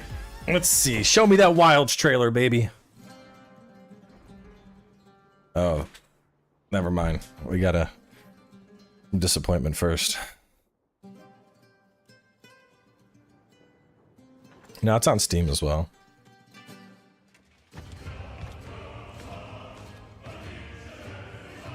No, this is that weird Souls-like we played. Taken form, walks into my great hall. Entoria? Yeah. No, Wild, they already confirmed there's going to be a new Wilds trailer.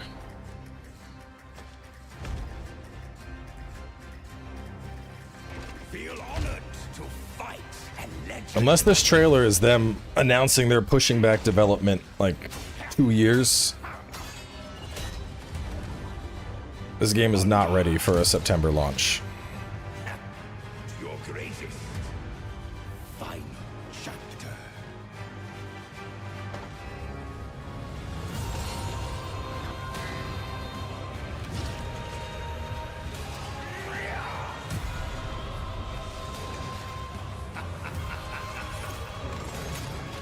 I mean, there was I don't know if the demo's still up, but it was a free-to-play demo. It's just this, it absolutely needs work.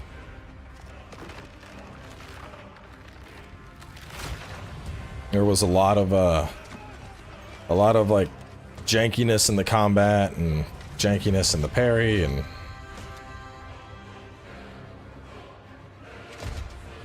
the story trailer has absolutely nothing to do with how the game played as well.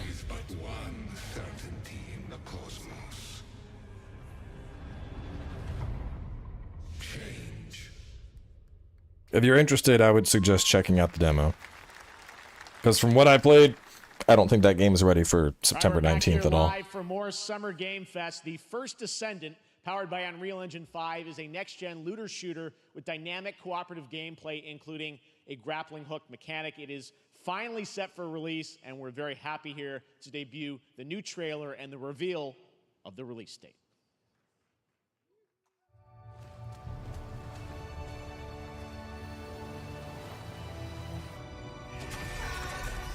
I mean, I don't know. We played it on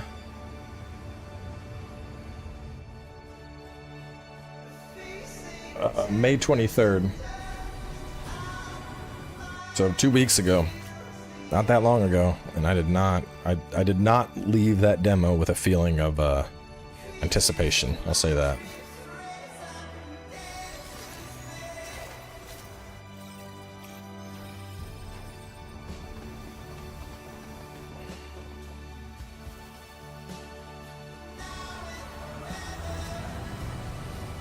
It played really janky too. It just, I mean, like they have a cool concept going on with like the build customization and having like 2 builds you can swap between with the masks, but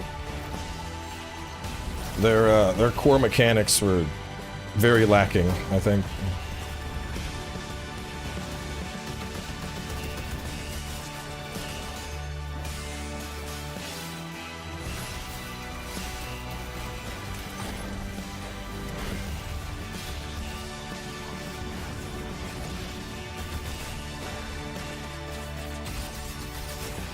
Bunny girl, fast as fuck.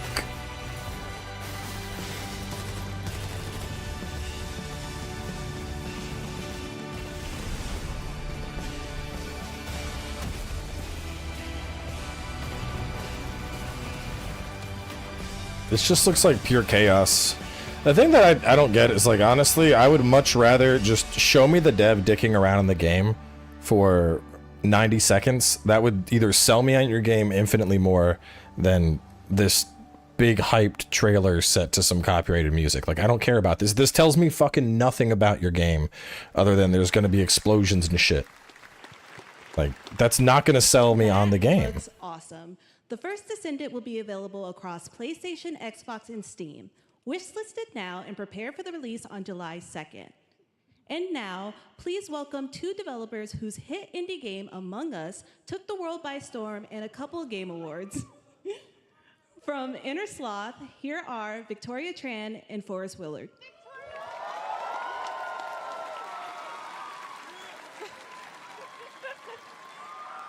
Oh, no. What's up, gamers? Can you believe they just let us be on this stage? Like, no chaperones. Like, I know. Can we announce something totally fake? Oh, Do you like- think they'll let us do that? Among Us 2? Among Us 3? 4?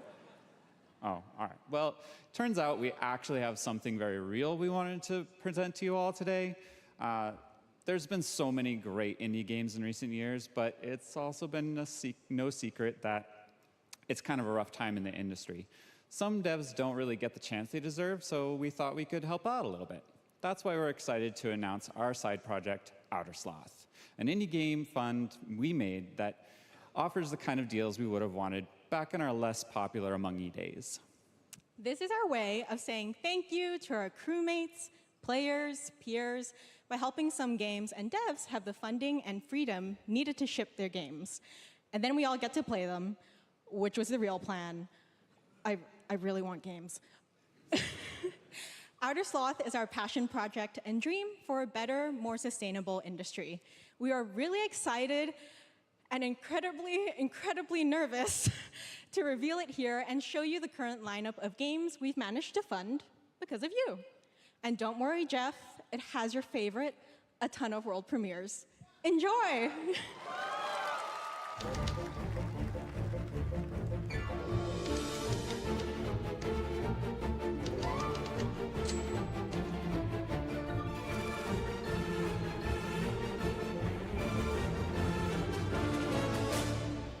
Hi, I'm Ian from Shapeshot, and you may already be playing our first game, Mars First Logistics. We are Trinket Studios, creators of Battle Chef Brigade, and this is our card battler RPG, Battle Suit Aces.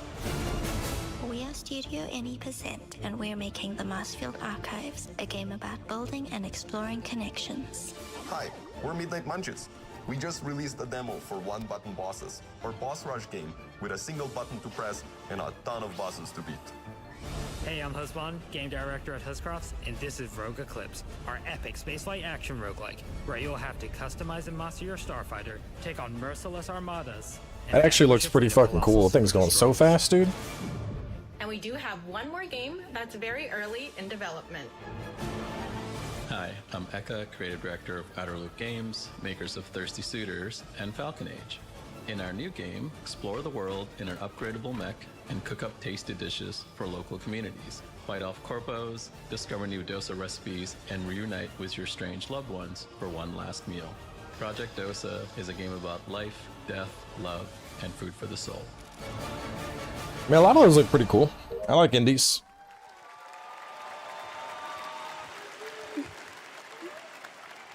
Thanks, Victoria and Forrest. Those all look fantastic, and I cannot wait to play them. But all of those amazing indie games aren't the only thing coming out of Inner Sloth. Did you know that there's going to be an Among Us TV show? Sounds like you did. Yes, there's going to be an Among Us TV show.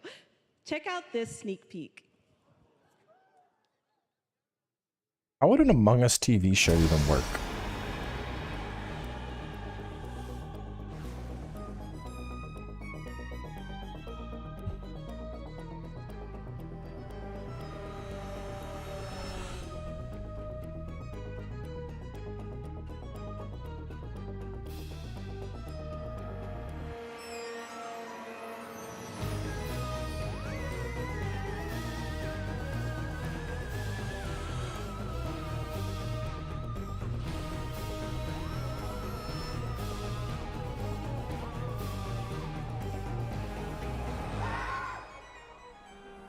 We're not dead.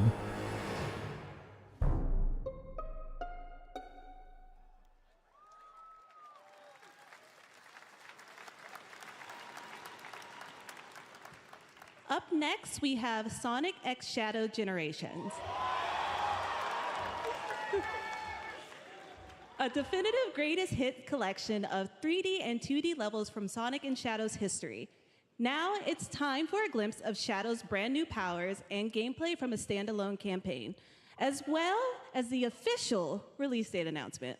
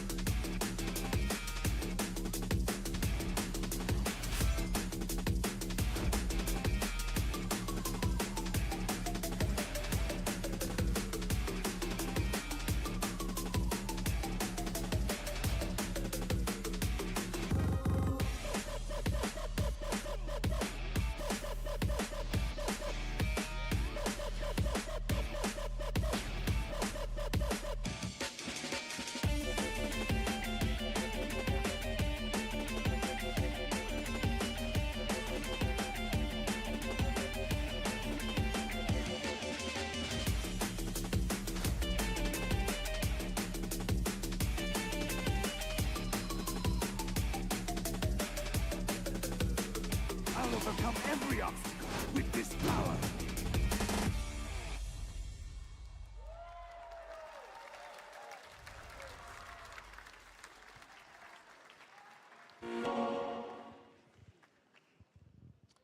The Year of Shadow, right? A movie coming in December too. Exciting stuff. All right. In the upcoming online survival game Dune Awakening from Funcom, there is one small decision that unleashed a chain of events which set the stage for the story the player will experience. Let's find out for the first time what that is. The only peace I find is a future that never happened.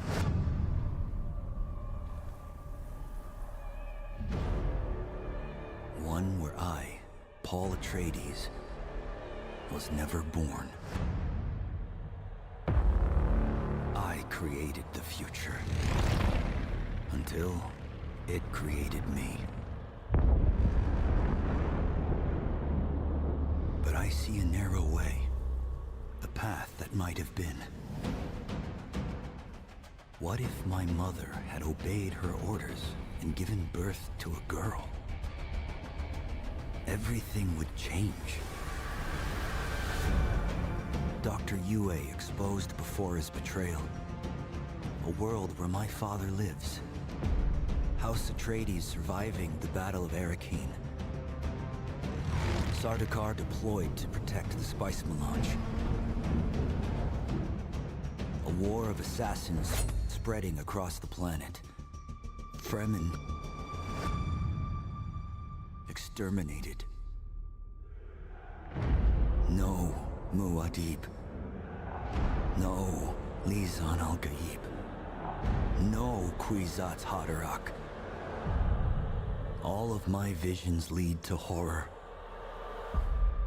Except for this one. This one leads to you.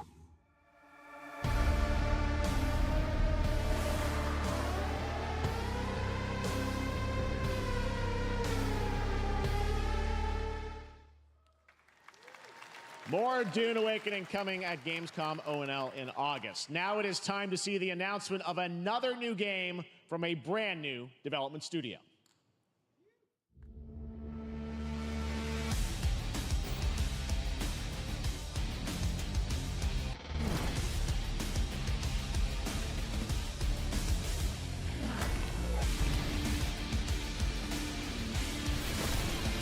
It's very anime.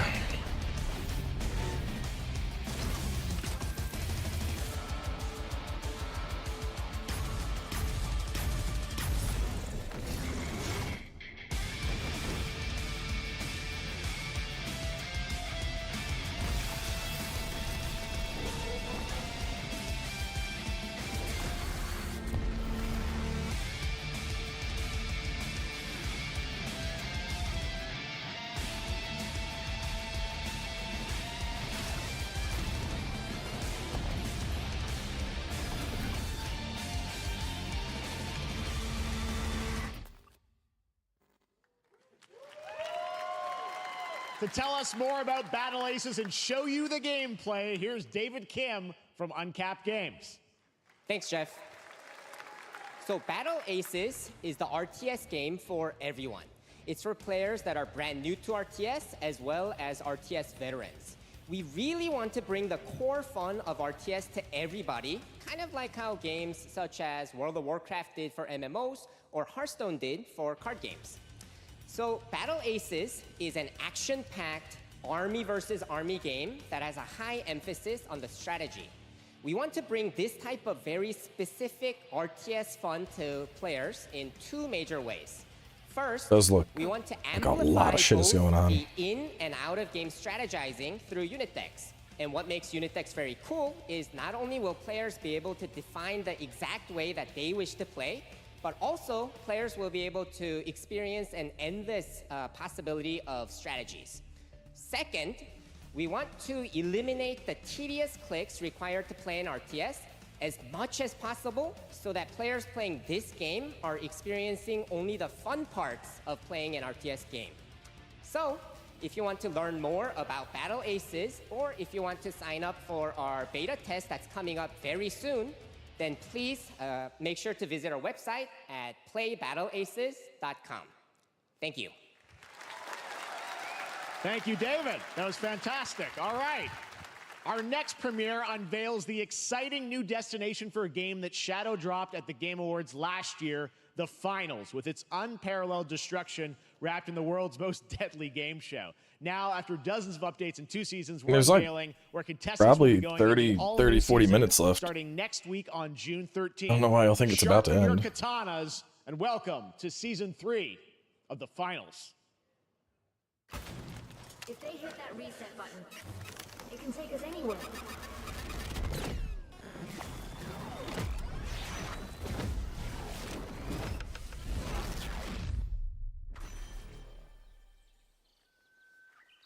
Well, 2 hours, but you got to keep in mind there was a 30-minute like pre-show, so we're 10 minutes from the 2-hour mark, which is actually like the hour-and-a-half mark.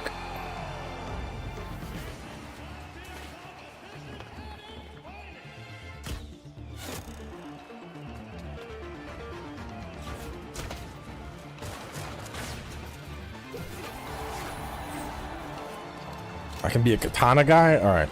I'll play the finals if I can run around with a katana blocking bullets.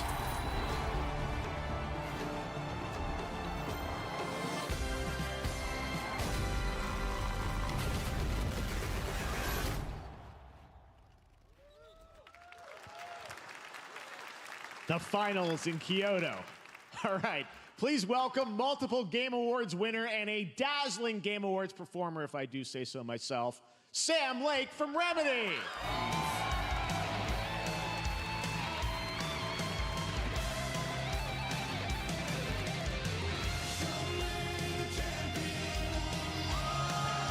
This fucking guy, dude.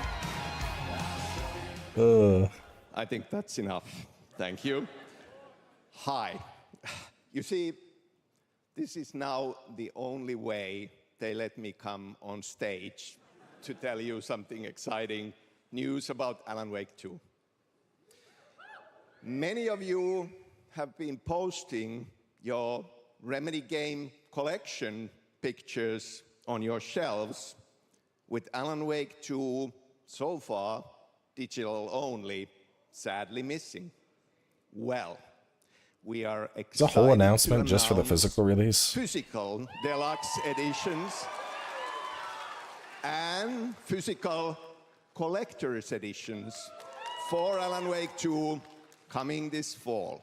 You can lock in your copy starting tomorrow. Next, we promised you some expansion content for Alan Wake 2, right? I'm thrilled to introduce you all to Night Springs.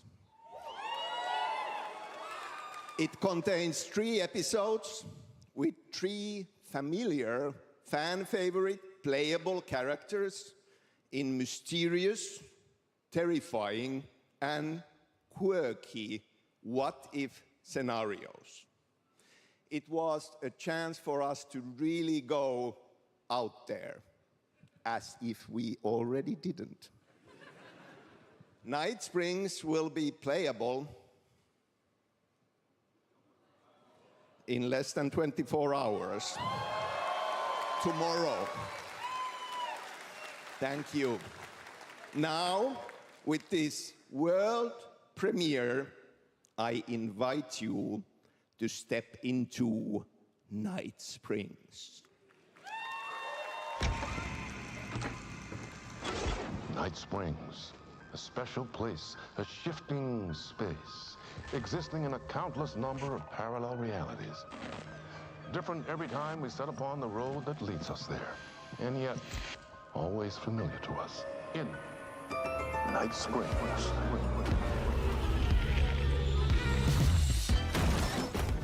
I'm in danger. Please, my #1 fan.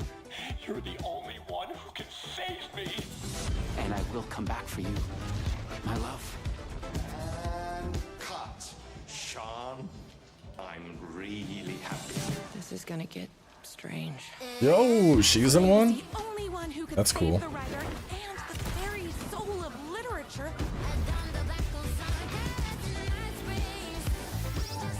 Something was different.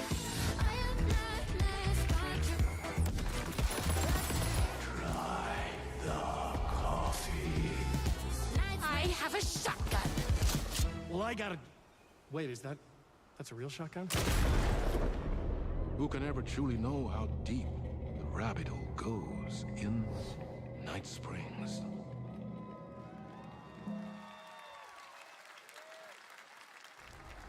Through the endless tides of time, they've come to these mythical shores, seeking mastery over death itself.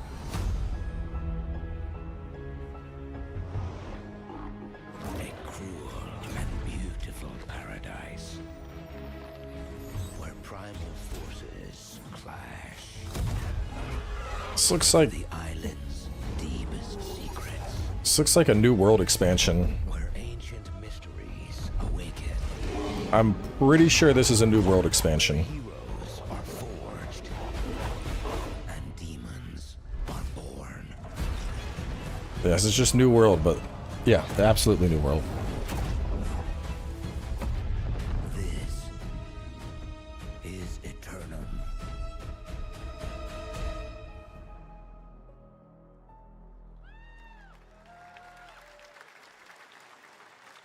That's right, New World Eternum will launch on PS5, Xbox Series X and S, and PC on October 15th. And now you can play the game start to finish as a solo player or play co-op and use crossplay as well. If you're watching SGF on TikTok Live right now, you can comment HSR in the chat to claim a special in-game bundle for Honkai Star Rail of Stellar Jade from TikTok Game Rewards. And speaking of Honkai Star Rail, HoYoverse's latest space fantasy RPG just concluded its version 2.3 special program a few hours ago. But there's more. A sneak peek at the upcoming expedition featuring a beloved character who is clearly ready for the forthcoming journey with her brand new look. Why do people choose to sleep? It's because they're afraid to wake up from the dream. You see, Play what, New World? I did. I played New World for a bit. The problem with New World when it came out is the endgame was extremely lacking.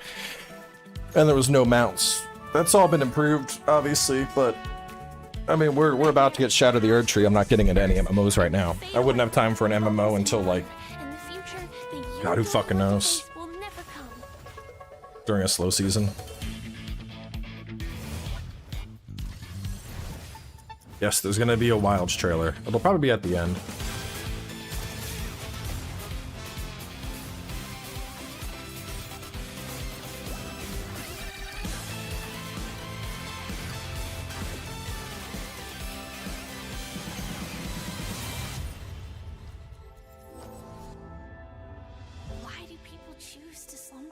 Can't do the HoYoverse games. because in the end, we will wake from our dreams. If y'all ever catch me streaming a HoYoverse game, it's because I'm securing a giant bag to do so. I can't miss out. I'm joining too.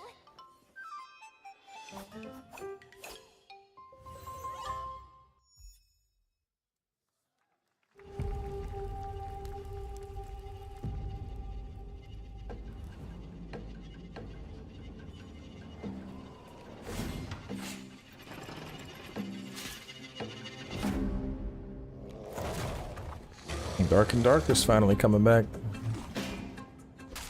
That was alright. I had a little bit of fun with it, but it was kind of, I don't know. Thought it was kind of janky.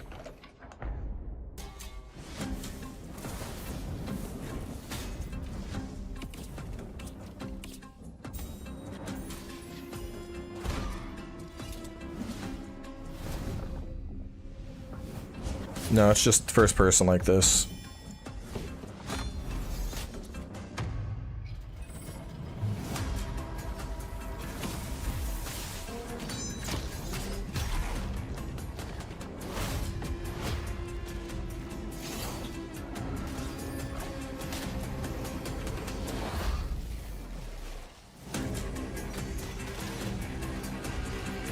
Yeah, it does still look kind of janky.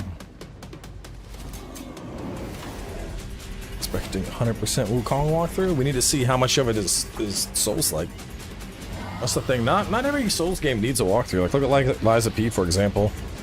It's a great game, but it's just very linear. So much so that I don't think a walkthrough is needed, because you can just keep going forward.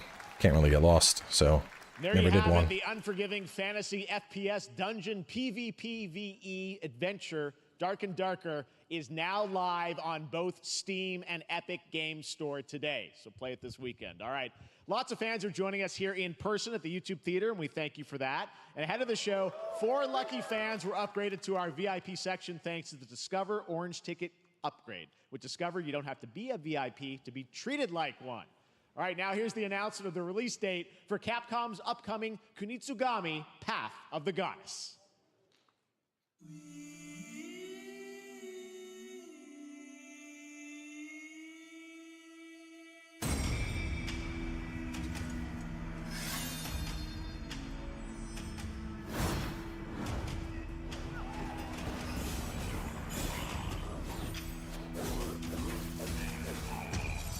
Yeah, I think this will be fun.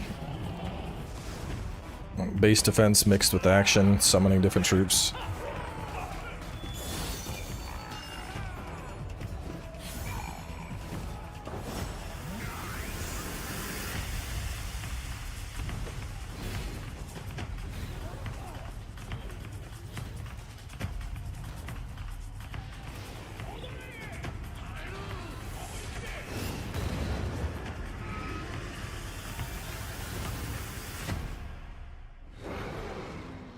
July 19th. Okay. Gives me a solid amount of time after Shadow.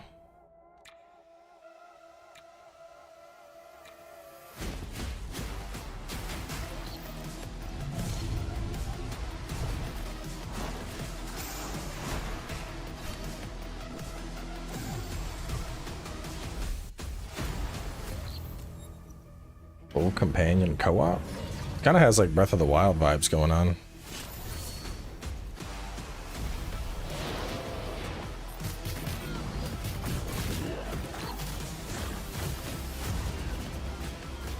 I think I probably toned down the particle effects a little bit. It's a little hard to figure out what the fuck's going on the screen. Looks like it could be fun.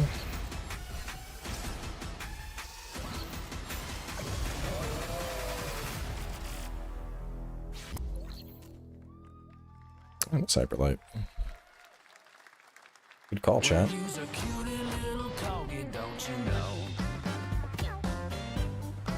I actually do want to play this. I want to get the boys together and just do a dumb fucking stream of this game.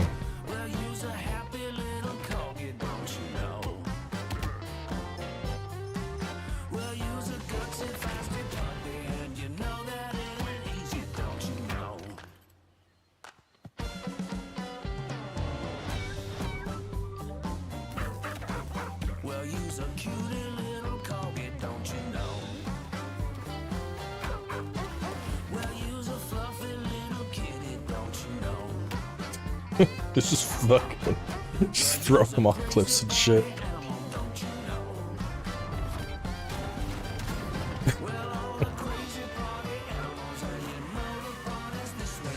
Yeah, it's basically Gang Beasts, but with just more shit.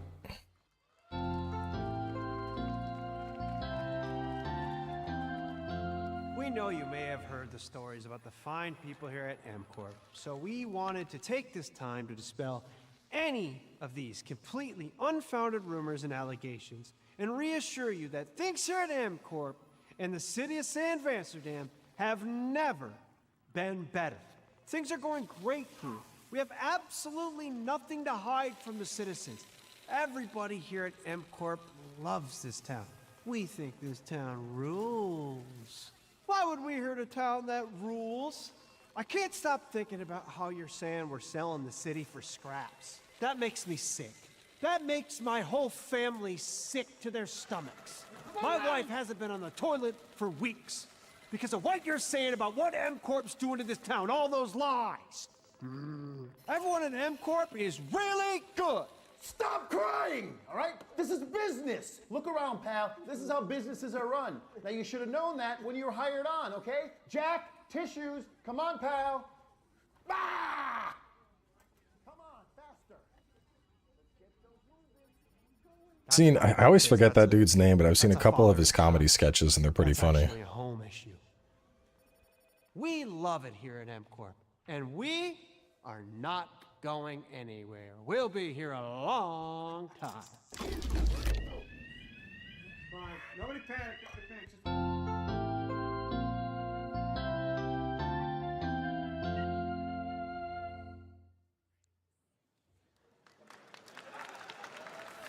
Told me absolutely nothing about the game. Welcome back to Summer Game Fest, and now let's head to Sam Amsterdam for a new look at Skate from EA.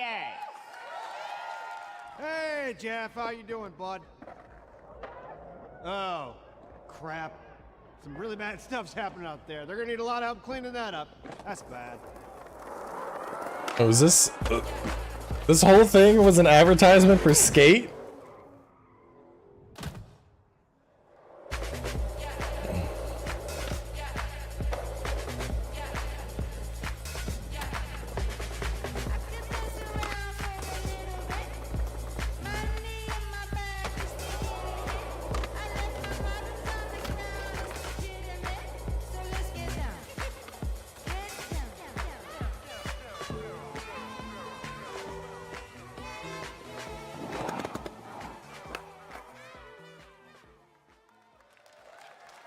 I can't remember what his fucking name is, dude. He has such like just deranged skits. Be able to play Skate on console in the near God, what is his future. fucking name? Our next world premiere is an indie sensation from Japan that is adorable, deadly, and has over 25 million players worldwide. That's right, I'm talking about Palworld. I mean, Tim Robinson, Johnny yes. Depresso. Cheer up, buddy. It's Summer Game Fest. Now, here's the first major update announcement. A whole new item. Yes, I think you should leave with Tim Robinson. Okay, yeah. That's it. Anyway, he's got some fucking really funny stuff though. All of his skits are just like, they're just like that. They're just fucking deranged. Sakurajima Island, full of mushrooms. Got an Asian theme. It's a different Bushi.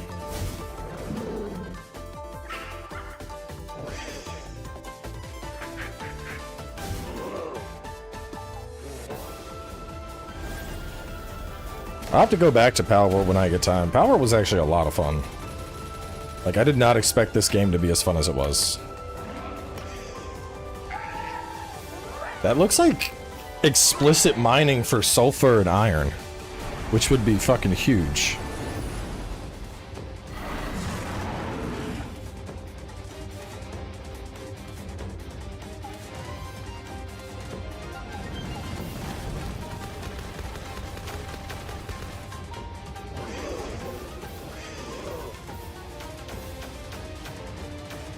Ah, bro, Palworld is legit like one of the better building sim games that have come out in a long time.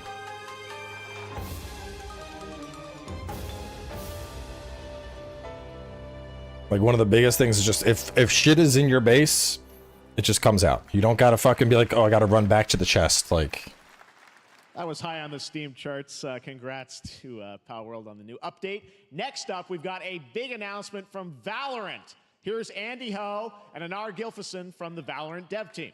Guys. Thanks, Jeff. Hey, everyone. Since 2020, we have been fortunate to serve players in their pursuit of what we call the Valorant moment.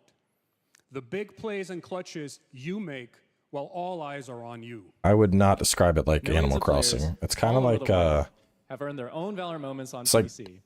And today, Ark. the stage is set to welcome a whole new group of players. Let's take a look.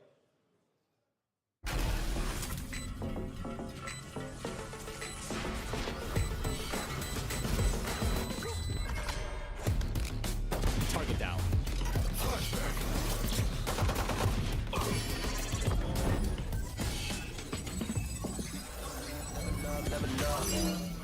Yeah, probably like Ark meets Breath of the Wild meets Pokemon, I guess. I don't know. It's hard to describe Palworld, but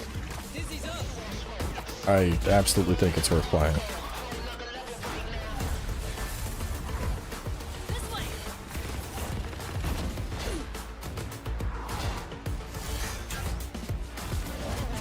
Oh, there was never a suit.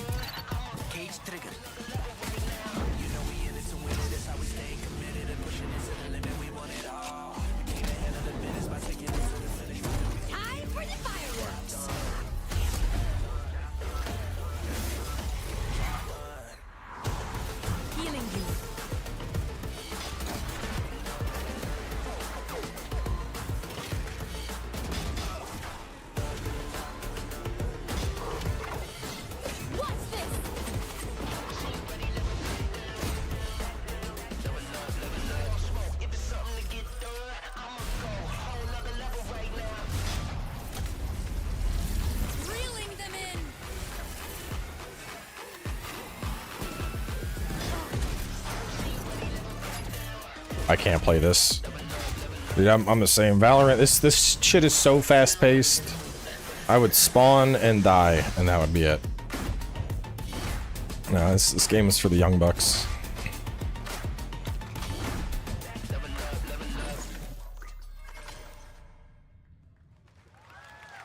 Valorant's not made for us folks in our late 30s. We don't got the reaction time for it. Tactical gameplay. Everything you just saw was captured on console and with a controller.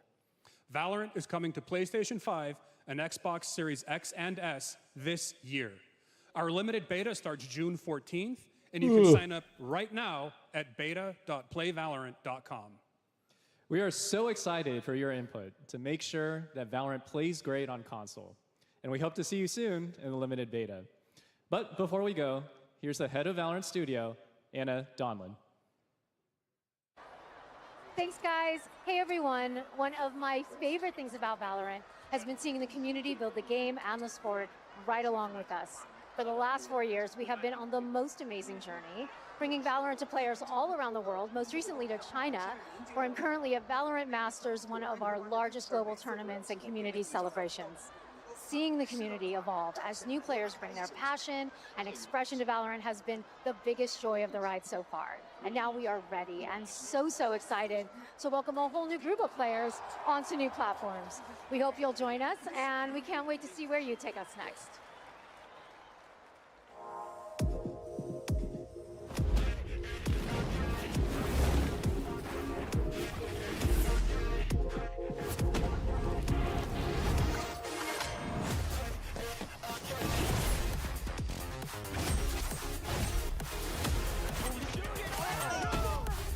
You can play Wilds without playing the other games? I mean, like Monster Hunter Wilds? Yeah.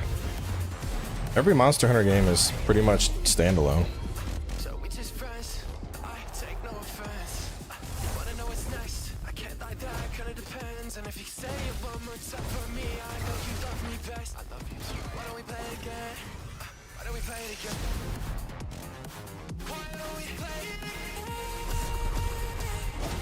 Yeah, I mean, honestly, any of these, the shooters, the fighting games, like the main reason I don't cover that stuff is, like you pointed out, like you need to commit all your time to that. Like you can't just be like a variety streamer and expect to have like any level of competitive competency in something like Valorant or Smash or Street Fighter. Like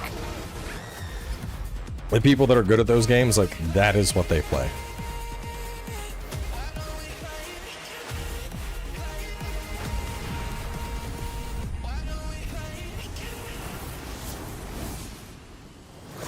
Yeah, like you can't just jump in. Like, no, you would get destroyed. Exciting to have Riot on console with Valorant. Thanks to the team at Riot for sharing that with us here at SGF. Bro, come on, you can't bring up Shroud as a reason why older people can play the game. Summer of Dash Pass. Come Sign on. up for Dash Pass now for $0 delivery fees and get 50% off your next DoorDash order. This world tier competitive player that has multiple championships and is known for being an FPS god can do it. Amazing voice actor. Come on, Who's bro. been in countless games such as Like a Dragon and God of War Ragnarok. Well, next week, Young is going to be voicing a character in a movie, Inside Out 2, where he plays a fictional video game character, Lance Slashblade. And we've got your exclusive first look. Check this out. Welcome to your eternal fate. Lance Slashblade? But he's a video game character. Why is he here? Yeah, I always thought Riley had a secret crush on him. I never saw the appeal. I long to be a hero, but darkness haunts my past. I'm in 100%. We were all banished here, deemed unfit, worthless. Don't you dare say that! You do not deserve to be thrown away! 1 second, Lance. Don't you remember his power move? I'm coming for you, Riley! Oh yeah? What's this? Come on! No one is totally worthless. But I am a warrior cursed with a feeble attack. Then you must make your curse your gift. I have no interest in voice Shield acting. yourself, my friends. There's not a lot of pay in voice acting, to be honest. The #1 gaming monitor brand in the US, Samsung, just released new 2024 monitors for gaming, work, and entertainment. Scan the QR code now to get up to $300 Samsung credit when you So purchase the gaming one 17, has like plus a chance to an win angled $5,000 bezel Samsung because credit that's for US edgier residents. for gamers. Summer Game Fest 2024! Look at all of you cooped up watching video game announcements. And yes, Chicken does look a lot like Ken Jeong. And today, Chicken is excited to share a new game that Chicken and Chicken's buddies are in called Squad Busters. You fight monsters, collect lots of shiny things, and Chicken has a big role. That's all that matters. And here is our big ad. Squad up. I mean, cock-a-doodle-doo! Cock-a-doodle-doo! What's going on? Who are you? Look at your phone. I'm the chicken. We're here to make your life more fun. I'm fine. I drink right out of the carton. I don't think you know the definition of fun. Come on, get up. I am butt naked from the waist down, so... Get out of the f***ing bed, dude. Get out of the bed. Tell me about yourself. I think I'm an excellent candidate for the job because... Your swordplay, tell me about your swordplay. He is a bridge. He's one of the most equitable people I've ever met. Great emotionally. Also, I pillaged a few villages. I'm not a lawyer. Okay, I'm just a I lumberjack. don't think you're qualified to be an accountant, so... Which is why you'll have the job. Congratulations. What's the parking like? Here's more where that came from. Oh, I hope not. Guys, maybe everything isn't a squad activity. You can definitely. Yeah, just relax your bowels, your mind. A different story. This time I'm mistaken for handing you a hardware breaking. I've been wrong. I've been down. Hey, look at these clowns. You call this a squat? Pathetic. Pasta. Jinx. Jinx. Jinx. Jinx. No, you Jinx. You supposed to be a lumberjack?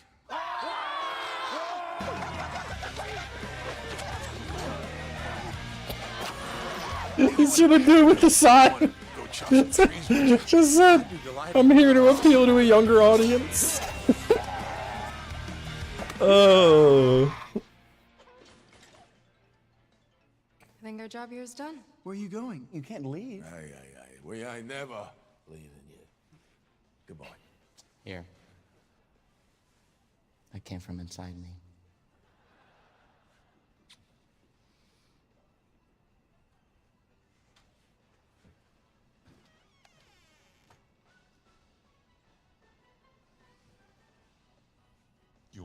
Shut the door, or... Oh yeah, nothing like playing mobile games on your phone in complete darkness instead of going to bed. That's wonderfully healthy habits we're teaching there. What? All right, please join me in welcoming to the SGF stage Monster Hunter series producer, Mr. Ryozo Tujimura. Let's go, baby. Here we go. Hi, thank you, Jay. Oh, man, we've been waiting the whole fucking show for this. モンスターハンターワイルズの最新の映像を持ってまいりました。今回ですね、はですね、後半にですね、完全新規で今回初お披露目の大型のモンスターも出てきて You think they're gonna give us a ますので、 date? そちらも注目 I feel like it's too してい soon ただきた for い a と思いま date. す。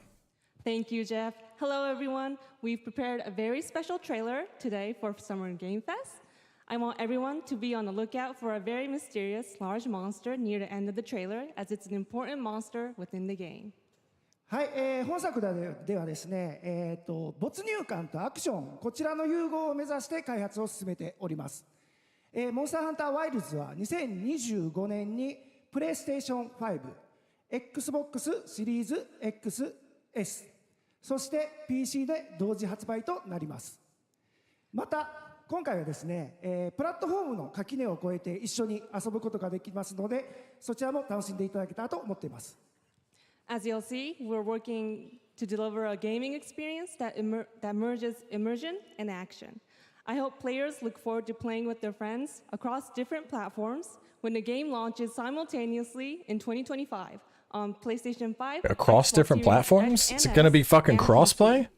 はい、最後になりますが、8月に行われるゲームズコンのオープニングナイトライブ、こちらの方でも新しい映像を持っていきますので、皆さん楽しみにしていただけたらと思っております。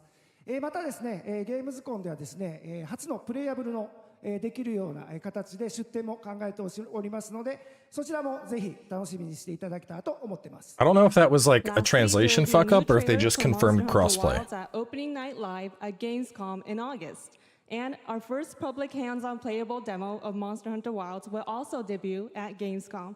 Thank you. Playable demo in August?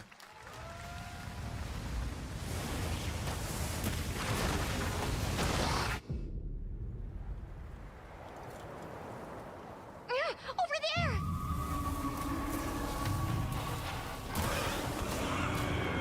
I like these graboid looking things, dude. Why are you here? You can't do this alone! We need to shake them off! Follow me! Yeah! Here it comes! There's too many of them! Watch out for that glove! I will draw its Dude, that's a ton of like medium-sized monsters. Be careful! Be ready! If we can make it to the rocks, we may lose them!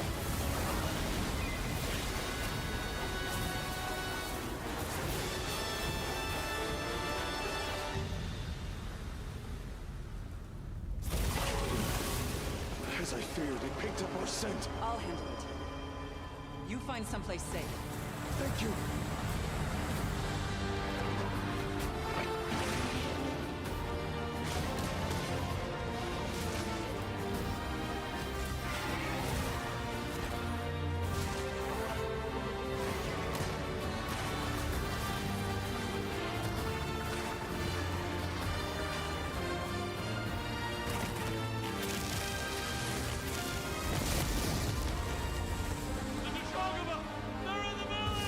Is that Shaggy? Don't worry, the hunter is here. Just watch. You will see what hunting is all about.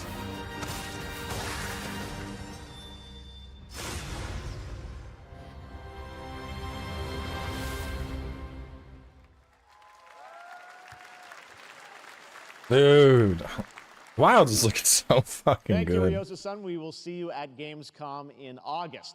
Now, during last year's PlayStation Showcase, the game Phantom Blade Zero from S-Game wowed us all with its blazing fast combat and stylish art. Yeah, I'm gonna honored rewind to share check with you the that brand new after this trailer gets for the done. game, featuring all real gameplay. Here's our final game of the show, Phantom Blade Zero.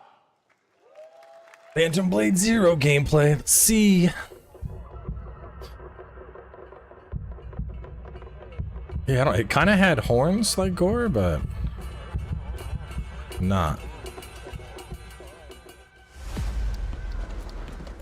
How many days do I have left? 42 or 41? The face of this is here! Don't go up there. Turn back before it's too late.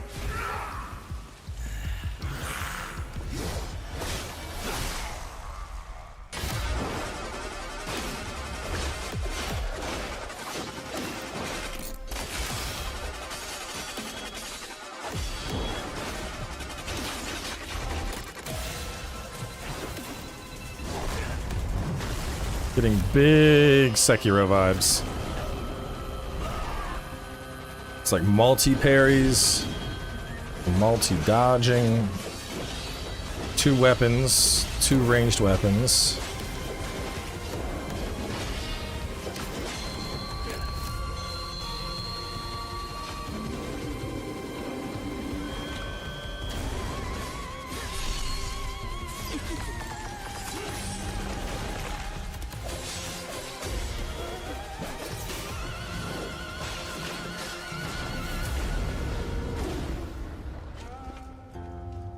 World Tour demo? Oh man, I ain't gonna be at any of those places. RIP. That looks so good. Full demo that media will be playing this weekend, so you'll hear much more about that. And that's going to do it for our Summer Game Fest live show. Thanks to Joy for joining us. Thank you, Jeff. I had such an amazing time. Happy Summer Game Fest, everyone. Thanks, Joy. And we have so much more, so stay tuned because Day of the Devs is coming up live right now on the stream, featuring an hour of indie game reveals, including the next game from Cappy, and that's followed by Devolver Direct. Now keep checking SummerGameFest.com for other event streams this weekend, and we'll see you again live this August 20th in Germany for Gamescom Opening Night Live. Thanks for watching, everyone. Remember, Day of the Devs starts right now.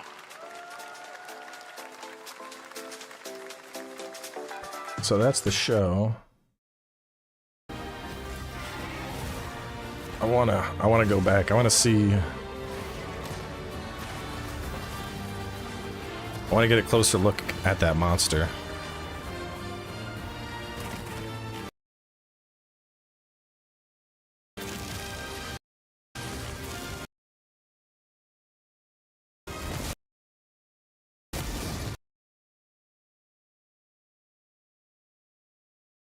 I mean, it's not Shaggy. It looks a little bit like him at first glance.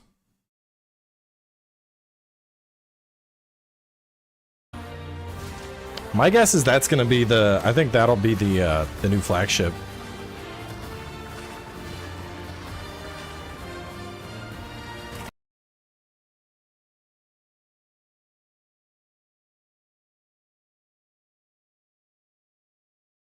Yeah, it looks like a Magala though.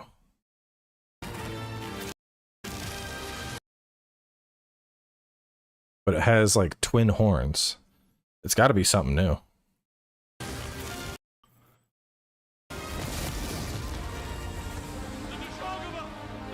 Yeah, I think it's like a new Lightning flagship. Galas have 6 limbs. Didn't it have 6? Hang on, let me go back again.